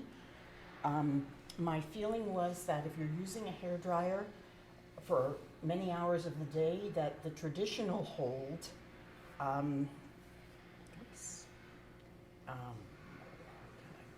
the traditional hold, for instance, is People really... can't see that, so do you mind Okay, using your hands to sure. show us? And you have 15 seconds. I see. Thanks. Traditional hairdryer, which is a right angle, you hold it like this and you move around. I felt that this one might be more efficient and more healthy if held at the wrist. The controls would be on the left and right side for someone who either worked with their left hand or their right hand, and something would have to be developed for someone who had the use of only one hand. A physical therapist I spoke with said that it would be good for someone who had a stroke. And basically... Conclusion. Okay. Basically what I'm thinking about is looking at how we work with sports, how we hold a hockey stick, how we hold the handles of a bicycle, and so on. And these are efficient, and the goal of these is to be healthy as long as possible so you can succeed in your sport. And so that's the way that I'm thinking about this hairdryer. Thank you very much. That's it. Okay. Thank you. Yeah, I like that idea. I think one of the big things is going to be getting a prototype figured out for that, like getting working, because it sounds very intensive in terms of from an engineering challenge. Getting the UX right so that people have that. I really like the idea, and I think that it's figuring out what does the competition look like, and how do you make it. The fact that you came up with that many years ago and nobody's come up with it is fantastic. So yeah, that's. Yeah, I think it's just tightening up the story, saying, okay, this is the problem. This is why the current, a current hairdryer, for example, can create these problems in people who have different challenges. And then, yeah, like James said, just being able to show it, be like, okay, this is what you do now, and this is who it's not working for, and then this is a different, more efficient design. And I think it's just a matter of tightening up the story and getting a nice prototype. Yeah, basically your story should be like those ads where it shows people tripping over themselves trying to unlock their door. Yeah, the infomercial. Yeah, because that's a great way to show, oh, you were doing this with your hair, now do this. Like that tells the story in itself, and it's great. Yep. It's fantastic. All right, next one. Everybody clap. You. Yes. I've been ignoring you for too long. All right. Cut. Hi, my name is Ish, and I'm an architect, and I'm doing my master's in facilities management in Pratt. So I have this idea of tectonics, which is like integrating building, people, and things together. So which is very important now. We are in a campus like this. We have a big campus of Pratt, like it's a building complex. Like if you say in a building we have components from parking till terrace. Like if you see any general building, you have parking, then you have restaurants, you have meeting rooms, like we have this hall, we have this terrace, we have everything. But do you think as humans, are we connected to that? Like, do you think you want to go to park somewhere, you want to park a vehicle in the Pratt campus? Do you have the information of it beforehand? Like, do you have information about it beforehand? Like you have to go and take, like you have to park over there. So this software will help integrate the building complex it'll help in what do you call integrating all your building things into one platform, and it will help to give them data beforehand. Like if you go to what do you call if you say okay, if let's say healthcare, if you go to healthcare, then you have this thing like you want to go to emergency ward. For emergency ward, you need an indoor map. So this thing, like in a building, it is very important to have what do you call a connection between what is happening and like if you go to health, what do you call, if you go to you want an indoor what do you call location of this place, you don't have a data. Like you're in Pratt Institute, I want to say I want to go to Merrill Hall. You don't have that data. Like if a new person wants to go to Merrill Hall, they don't have that data in the phone to go over there. So this app will help you to connect each and every dot of a building within one platform. Like if you want to go to a restaurant, 2 minutes. Yeah. So wrap it up. Yes, yeah. If you want to go to a restaurant, you'll have a menu in it. So everything which building has should be interconnected within one platform. That is the meaning. Awesome. Great.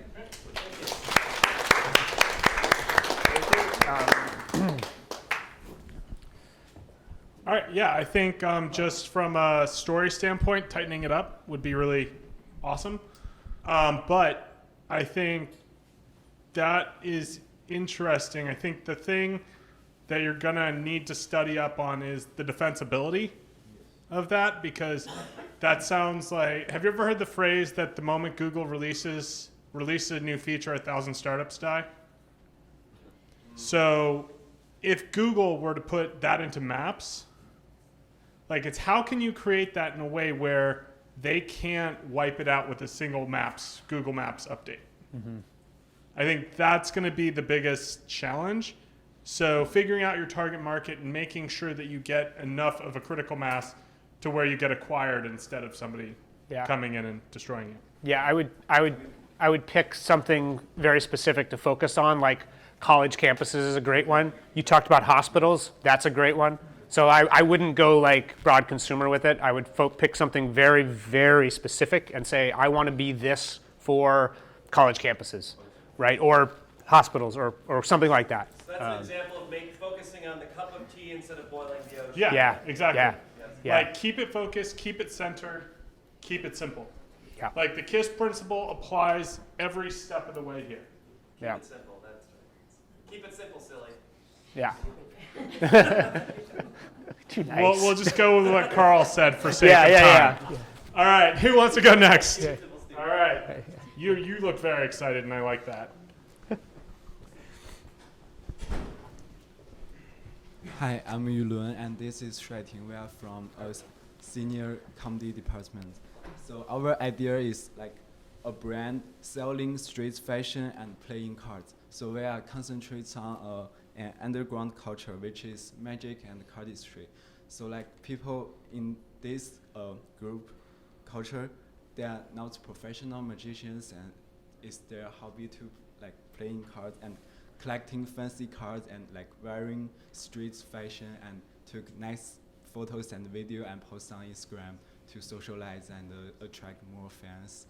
So like this is our target audience. So like we did our brand will collaborating with like many artists and release like nice shirts and nice cards. So like we do have a competitor like such as Supreme, and like Supreme is targets at the skateboard culture. It's like very underground, like many years ago, and like right now, like most people buying Supreme are not a skater.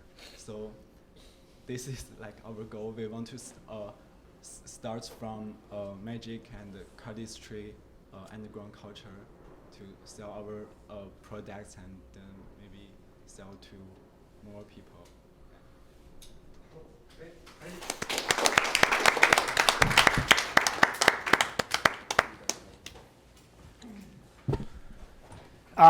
So I think the challenge is, and we talked about this a little bit over here, is like, what are you building, right? Are you building a product or a brand? And right, so like, what's the first product that you want to focus on, you know, and then you build a brand around that. Because it sounds like you want to do a couple things. You want to do cards, you want to do, you know, clothing, accessories, right? So you need to pick something to do first and do it really, really well, and then you can build off of that. Yeah, so it's a brand. But I think what you need to figure out is you need to figure out localized network effects, i.e., if everyone in this room starts doing a thing, chances are you're all going to talk about it. Like if all of you were for some reason going to the same party later today, chances are all of you would be talking about it. That's a localized network effect. That party has gained such a concentration within a given group that everyone's talking about it the whole time. Everyone wants to go to the Ignition Lab party, basically. Yeah, exactly, and that's why you're all here. But figuring out how you generate that with your brand and your community is going to be really important. I do think you have a serious community play here that you got to figure out, like, kind of how you land that, where your target customers are, where are those network effects going to start? Like, where's the first person who's going to buy your brand, and then where the 10,000th person who's going to buy your brand is going to come from. Mm-hmm. But again, focusing on the first 100. Yeah. I didn't mean to say 10,000. Go with 100. Yeah. But yeah. All right, who's up? Who's left? All right.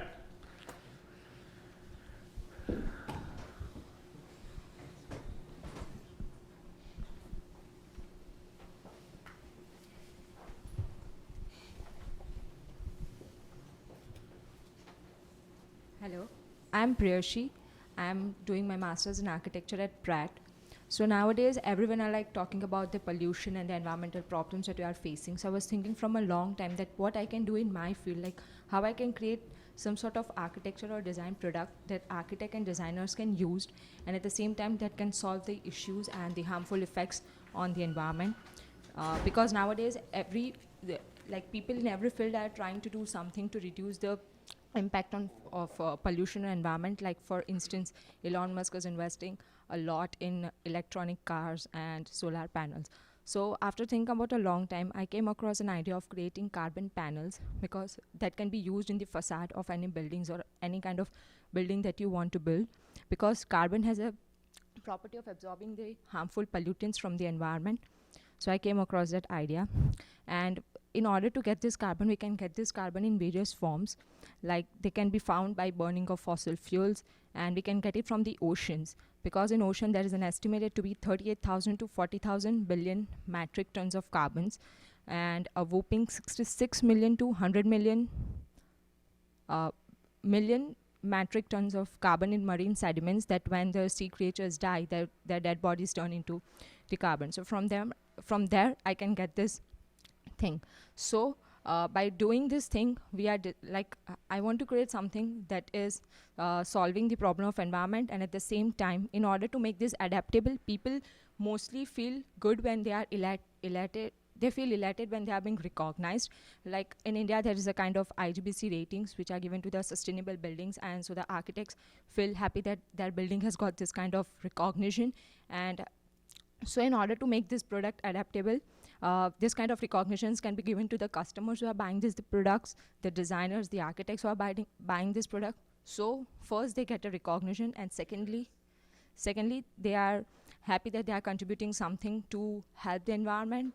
And yeah, so because saving the environment is highly essential for us and for the future environments to come. Yeah, so that's it. Thank you. Yeah, I think tightening it down to a story where you're saying, okay, here's the problem and here's how I'm solving it. Like go problem solution. There's a lot of meat in there, but just kind of want to know, is it pork? Is it beef? Like what kind of meat, what's the meat of your story, and how are you telling that story in a way where in the first 30 seconds I get where we're going. I think it's good. I think also a little more definition around the product would really help as far as that. Yeah, because it sounds like it's a material. You're essentially creating a material that you talked about it for building panels, but I'm assuming you could do other things with it too, right? So I think, yeah, tightening that story around two benefits, taking carbon out of the environment and putting it into something, reusing the carbon, and then if there's any sort of data around it, filtering air or whatever, there's a good story there. But yeah, I just got to tighten it up a lot. There's a lot of info. Yep. And I got two more teams. Okay. All right, Mia. Putting all the stress on this one row. Here for the last two. Hi, my name is Mia. I'm a junior film major. So, with a show of hands, how many of you guys wear makeup on a daily basis or a regular basis? Okay, so this is art school, so there's not many people, I guess, but studies show about 40% on average. As you can see, I also, you guys don't wear makeup because of the time invested. We don't have that much time around here. So, I'm proposing a pair of goggles. They kind of look like VR goggles that you put on your eyes, and then they would 3D scan your contours and airbrush the makeup onto your eyes, similar to an inkjet printer would, but in less than 30 seconds or so.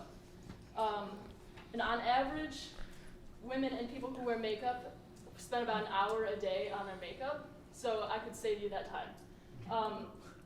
Just to put that into perspective, Anna Wintour, she's a very successful female, she also wears makeup. That hour a day for her costs a lot of money that she could be making in that time. So basically also for fashion shows or dance competitions or anything like that where you would have a bunch of people putting on makeup rather than that being like a super stressful like event. You would have like 30 seconds with the goggles on and then going. So if you'd like to save time on your daily life to invest in things you like to do, this is the product for you.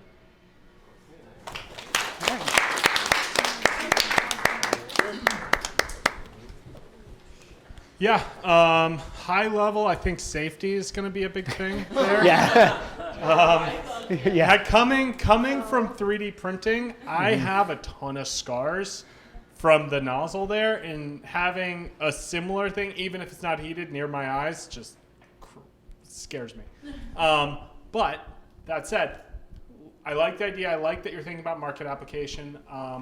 I think figuring out kind of how to build it is the big challenge here. Like, how to get a prototype of this done, because you're inventing an entirely new thing. Yeah. So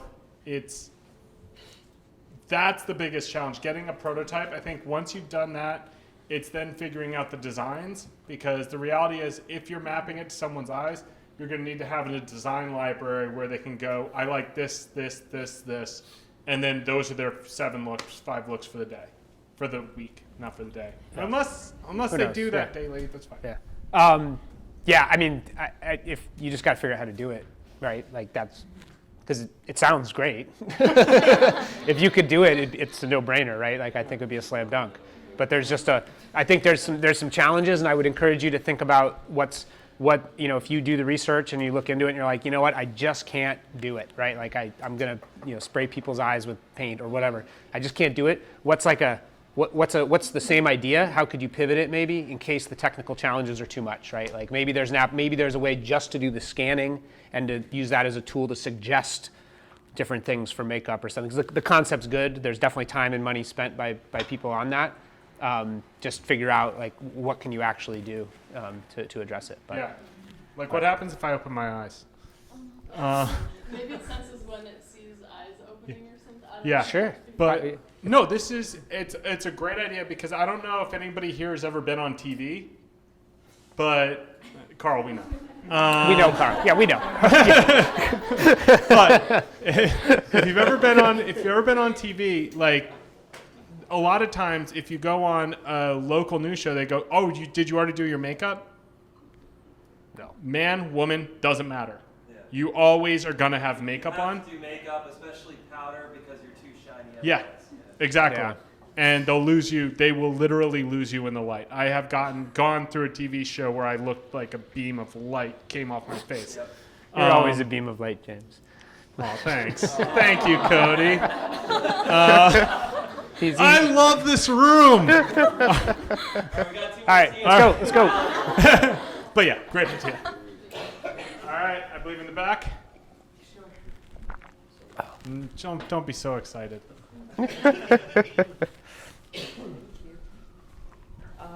So how many of you guys have never seen porn or consumed any adult material? I'm glad we don't have any liars. Wait, what was the question? I just heard porn. Yeah, that's the question. Who's never looked at porn? Have you ever seen? Have you never? Who's never seen porn? Yes. Yes. Okay. So anyone raise their hand with someone who's never looked at porn? Yeah. Yeah. Got it. Okay. Yeah. All right. Okay. No? Okay. Because according to Pornhub, last year alone, every single day there's about 92 million people visit Pornhub. And that's just one of the adult website. But about 90% of the porn on there are targeting male audience. I would say more than 90%, probably 95. And what can happen is these porns have distorted image of women, or they're not depicting a realistic sexual experience. So I was thinking, does women just not like watching porn, which is probably not true? Or is it because there's no good content for women? I think it's the latter. So what I want to make as an industrial designer and also UX researcher, I want to make a vibrator that allow you to communicate your feelings towards certain porn. As you're watching it, you're playing with it, and this would record your behavior. I'm hoping in the long term, this data will allow porn industry to make better porn for female. And because I don't think we can eliminate porn, but what would be best is to create better content in the future. And I think all electronics should be smart. So to utilize this data to improve itself would be a great immersive experience. And I was hoping, as if this product is successful, I can keep launching wellness products for female audience. That's it. Thank you. That's actually Cody and I are friends with Janet Lieberman, who is one of the people that founded Dame Products. And this is a conversation that's happening a lot, all over the world, and it's really important. And I think that's a great idea. And I think funneling down into where your market's going to be is going to be huge. James, what company did you say? We didn't hear. Dame Products. Dame? Yeah, Dame. Like DAME. Yeah, they're a Brooklyn-based company. We worked with Janet, who was a designer, industrial designer at MakerBot back in the day. Yeah. It's a fascinating story. They're suing the MTA right now, which is awesome. And I'm a fan of anybody who sues the MTA. MTA. If you're out there. But anyway, it's a very important thing. Very important conversation. I think the only critical feedback I give on the presentation is when you ask questions, specifically questions that are designed to make the audience uncomfortable, make them rhetorical. Because you don't want, if you're in a room full of people, you don't want them being uncomfortable and then be like, oh, I'm supposed to answer this. So whenever I pitch, I always make it a rhetorical question. Because I just don't want, because if you get no engagement, then people are like, then you're like, oh, and that kind of throws you off. Or if you get a ton of engagement, it interrupts everything. And people could be really engaged, but they might not feel comfortable breaking what's called the third wall, right? Yeah. So like actually raising their hand, even though they might be interested. Yeah. And could you explain rhetorical exactly? A question that you don't want an answer for. So if I were way shorter after you ask a question. Yeah, so just say like, how many people have been to a zoo? I love zoos. That's great. Like, say something where you're like, okay, I know the answer to this because you've done your research, and the research shows that the answer is everyone has. Right. So it's, you know that, so just go in knowing that, answer your own question, and then move through, because that's just so much easier, and that's across the board for everyone. Whenever you ask a question in a pitch, always make it rhetorical, because it's just simpler, it gets people engaged, gets people thinking about it, but then you can move on with the story you're trying to tell. Yeah. And we have, Cody? I think, like James said, I think it's a good idea, good conversation to have. I would try to fill in a bit more data on it. I mean, I'm sure, I think in fact Pornhub publishes a lot of data. So I think you could actually come to the conversation with a little bit more data to support it, and tie it into like the rise. You could also have data on smart connected devices, right? Because as you said, like, I mean, everything's getting connected these days. So look, like that's the world we're headed to. Why is this not an area that's being connected? And then we can leverage that data to create better content, and talk about the market size. I mean, just how much money is spent. You talked about how many people viewed it, but how many, what's the percentage of women in the U.S., what's their spending power, and what's the market opportunity for a company to look at that. So also, for any smart device, the number one thing, this also goes for Yumia, which is figure out how smart your device should be to be perfect, and then cut away features and keep cutting until you get to a point where you say, if I take this feature away, it will no longer work. And that's your MVP. Right. Like, you should have the base line model for your entire product should be the dumbest smart device you can make that will do what you want. Yeah, simplest. Yeah. Like, don't make Juicero, if nobody knows what that is. I'll send out the case study. I don't have time to go into my whole diatribe about it. All right. Anyone else? Is it?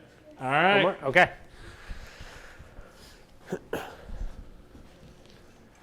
Hi everyone, my name is Lucy and my business partner is not here today. She's Fiona and I study interior design master program at Pratt and just graduated this summer.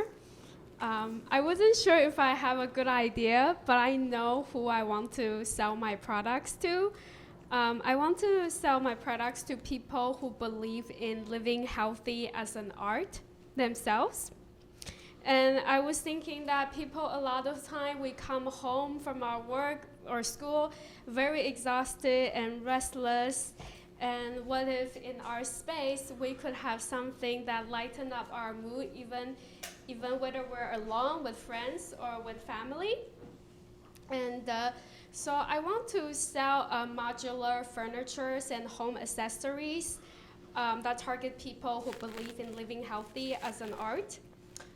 My first furniture series is called Active, and the furniture that I have made is called Make a Chair. And it's basically a modular furniture that have different pieces that sort of like a Lego, but in real size, but with healthy materials. And then you could customize your own shape and own color. And then I also have colors that you could pick from, and it will be fun and playful, and also come with a bounce ball or yoga ball if you like to use it.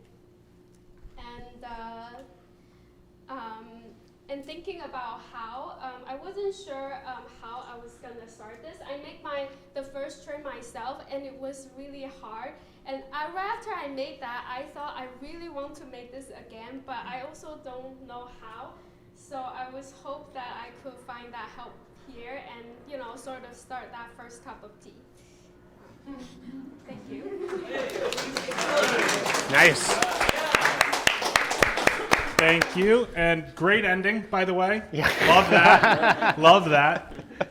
I think funneling that down into a clear problem solution statement, again, we've seen this a bunch of times here, which is just say up front the problem you're solving, which is like, how many people here like to eat healthy?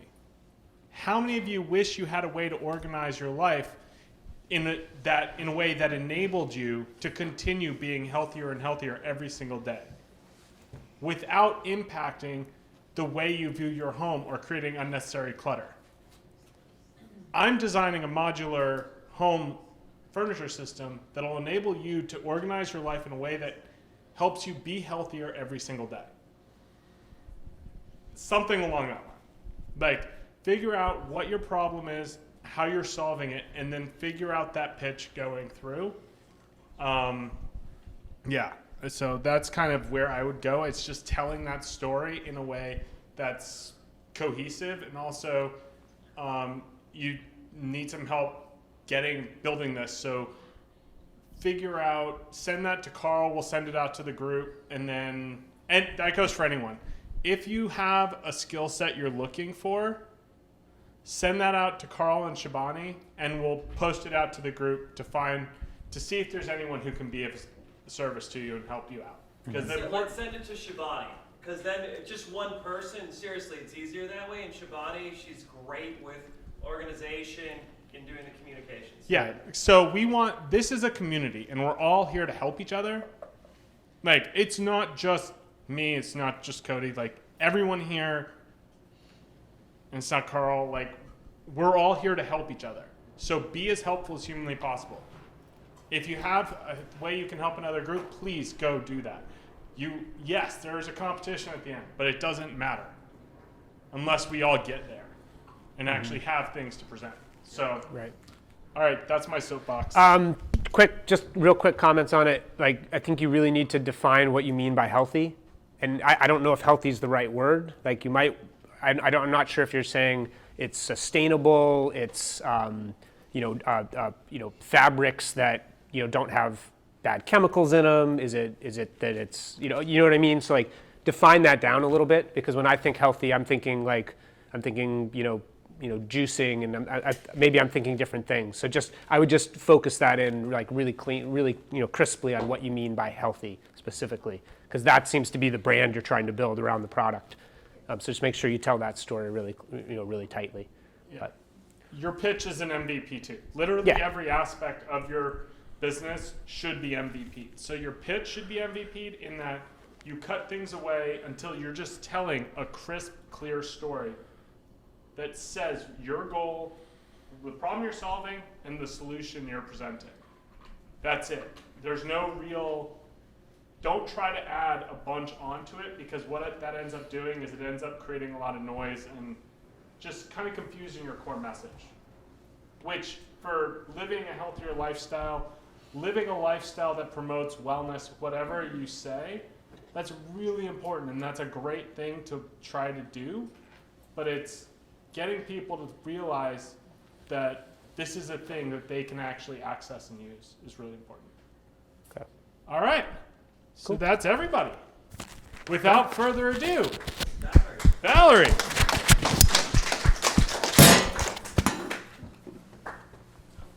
Do we have a PowerPoint teed up, or what are we? Yeah. Yeah, all right. So let me just, my name is Valerie Livingston. I'm a business and career. It's on. It's on? It's Okay. on. You can. It doesn't project sound. Okay. It's for the recording. It's for the people at Oh, I see. Okay. Well, I have some theater background, so I once knew how to project, but now that I'm a librarian, I'm used to whispering. So I work at the Central Library, Brooklyn Public Library Central Library at 10 Grand Army Plaza in the Business and Career Center, which is on the second floor. And it's a lovely space looking out over Prospect Park and Grand Army Plaza. And we have a variety of print resources and electronic resources, and we also offer a wonderful, amazing business plan competition called Power Up, which is in process and will begin again accepting, starting the orientation process in February, and we offer a $20,000 first prize, $10,000 second prize, so you're free to join the Power Up program. There's how do I move just these here? You want me to just move them as you talk? I'm happy to do that. Sure. Go ahead. So this is Power Up. I just want to give a brief overview.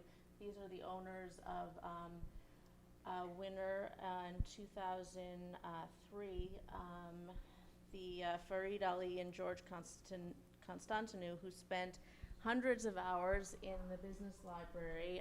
They had never owned a business before, learning all they could about the restaurant business, and took home Power Up's first ever top prize, $10,000 in cash and $10,000 in business-related services, which they were able to present to bankers. And now they are still going, the Bogota Latin Bistro in Park Slope, and then 2 years ago they opened up the Miti Miti Mexican restaurant, and right now they have 90 employees and have grossed over $5 million in sales. So this is another success story. Her name is Paige Lapari, and she won just a $500 award, and instead of re-entering Power Up the next year to try to earn the top prize, she put all her energy into opening up her business and finding a brick and mortar space in Greenpoint, and opened up Archestratus, which is a bookstore space for classes, readings, screenings, tastings, Sicilian cooking lessons, and that is still going strong in Greenpoint. And another, wanted to pass for Slow, I didn't have a slide for Greenlight Bookstore, but this is our space, the Business and Career Center, and Greenlight Bookstore is another one of our success stories. In Fort Greene, in 2007, they won $10,000, and they opened up Greenlight Bookstore and then a second location in Prospect Lefferts Gardens. They host their, a major literary presence in Brooklyn, hosting events at BAM and the Brooklyn Kings Theater. And so Power Up is in its 16th year, and we're still going strong. And we have helped over 1,000 individuals create viable business plans and allow them to compete for seed funding for their businesses. And this year, again, our top prize is $20,000. So the only thing you need for Power Up is not the only thing, but to get started, to get a library card, it's very easy. You go to the website, and all you need is a New York State ID, proof of New York address. This is our website, Business and Career Services, which offers information about upcoming events, and especially introduction to all of our research, and how to get research help from librarians. Our monthly e-newsletter is a great way to keep on top of all of our events and classes. A wonderful thing that we have is this Book a Librarian and Chat with a Librarian, which I just don't want to forget and give you some cards here. You can, if you need further on down the road when you're looking for specific statistics or specific information, you can ask an email question or sign up to meet with a librarian in person. And we have these subject guides on our website, which will offer, you can, so we have the Book a Librarian and the email reference. So the Book a Librarian, that's for extensive research questions about, if you have a question about a specific industry, or finding competition specifics. So again, I know this is the ideation class, so we have all sorts of subject guides on the website related to ideation and moving into the business plans and then into financial projections and statements. So this is, I'm just going to give you an overview of some of our, I'm just going to leave these here. Well, I'll pass. I thought I brought more. Yeah. We're going to email all this information to everybody. Oh, so okay. You don't have to worry about the physical stuff. Okay. Well, so I'll just, we have these, when you come in, and on the website, just a list of all the business databases. And I looked to see what Pratt has involved in terms of business databases, and we do have a great many databases that will help you along. One of them is the Gale Business Plan Builder. That is available remotely, so you just need your library card, and from home you can find your way to this resource, Gale Business Plan Builder. So there are many features to it, but especially just it will go through at every stage and kind of guide you through different tools.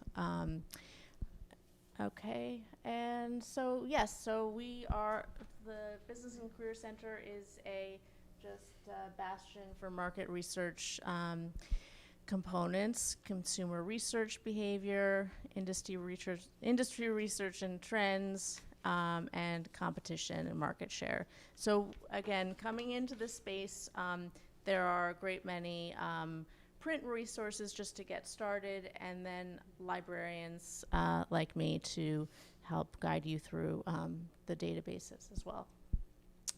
So Mintel Academic is a great resource just for demographics, just market research reports, very general, that then actually have some many different aspects to them. Okay, that's next one. This is another one. This you can, Simply Analytics, you can access only while at the Central Library, and it is a very, takes census data and Nielsen segment data and kind of localizes it. So I know I'm not going to go into everybody's plan. It's very tempting for me to match different databases with different pitches that I've heard today. But so it sounds like this could be really useful. Yes. For collecting data for people. Yes, especially you know, the fashion and magic brand that you mentioned. Really kind of drilling down into different neighborhoods in Brooklyn or throughout the 5 boroughs, you can find out, you know, characteristics, age, income, education, demographics, you know, psychographics, and that can help understand if you're searching for an underground kind of culture. So again, on the website, just if you need brief, you know, just primers on researching your industry, researching your target customer, researching your competitors, when you get these slides, I encourage you to go to these links and take a look at what we have. Great. So we can pass this out to Yes, people, yes, slide this, deck? yes. We'll do that, guys. We'll send you this slide deck so you guys will have all of this information, all the links. And along with, if Valerie's okay with it, your Yes. email so that they can reach out to you directly? Yes, here, let me, I'll just give you, since I brought these cards. We'll pass them out. Okay. Yeah. All right. Thank you very Thank you much. very much.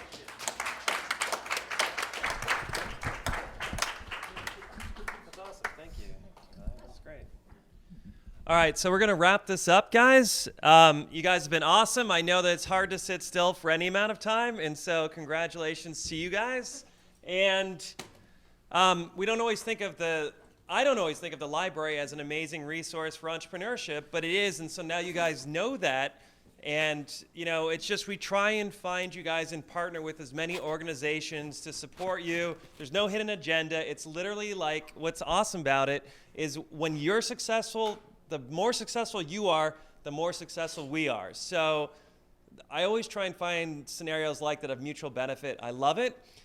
Before we go, the next session is November 9th. Okay, so that time we're having 2 experts to help you with design thinking and to really dig deeper into your product. Okay, and it's a super important one because it sets the stage for the homework that you're gonna do, and it's fun homework. This is not like, it's like going out there and collecting information about this product that you're passionate about that could literally like help you generate income and make a difference, right? And so we're going to set that stage so that over the winter break, you're doing that. And for session 3, which is in February, you have data that you can actually use. Does that make sense? So the next session, November 9th, is a really important one. I mean, they're all important, but that one's a super good one. And we're looking forward to seeing you. And before we go, yeah. James. So before we go, I have a microphone on. Oh, you got it? Cool. Yeah. So again, next session, we're going to be doing market validation. So we talked a lot today about finding your target market, right? And figuring out where you're going to start. Today, we've kind of talked through where you are now. So over the next month, what we would like all of you to do on your way is actually go look, find 5 competitors within the space and five potential partners. We'll send you out the criteria for those competitors and those partners and what makes you both different and are positive things from their company that you can incorporate into your own strategy. So that's something that the library would be really useful for. Also, want to start looking at some market sizing. So basically going out and just, this doesn't need to be crazy in depth. This isn't a thing that you're going to get perfect this time. None of this is. And that's the point. It's going out and looking, how big are the companies out there that are doing what you're doing? How quickly did they grow? What is the potential addressable market size? So we talked earlier about finding those first 100 customers. Where are they right now? Trying to guess where that would be. And are they ready for your product? Next session, we're going to talk to you about how do you validate those ideas. How do you actually go out and do the research so then you know when your product's ready, yes, these customers are ready for this. These customers are ready to purchase. Like, that's the goal here for these first 2 sessions, to get you from idea, which is where all of you are right now. Some of you have businesses that you're already working on, but right now we're in that ideation phase. And next session is going to be all about locking it down and getting it to a real concept that you can sell. Then we'll actually figure out how to sell it, build it, all of that. As you can probably tell, I do have a background in sales, so we're going to go very heavily into that in terms of how do you sell yourself as much as your business, because all businesses are based on trust. And so you selling yourself and the trust and enabling trust in others is really an important part of this. So does that make sense for everybody? Does anyone have any questions? Again, November 9th at 12. If you need to email me, I'm around, happy to help, anything you need. I'm an independent consultant right now, so whatever, my time is my time. And It's you'll be free. getting an email, guys, from Shivani with a packet of information for key terms like beachhead that you heard today, or those kind of terms. If there is some terminology thrown around, we're going to do our best to review the video and then write down what those key concepts are so that you're well versed in it. Sound good? Yep. Cool. Thank you. Give yourselves a massive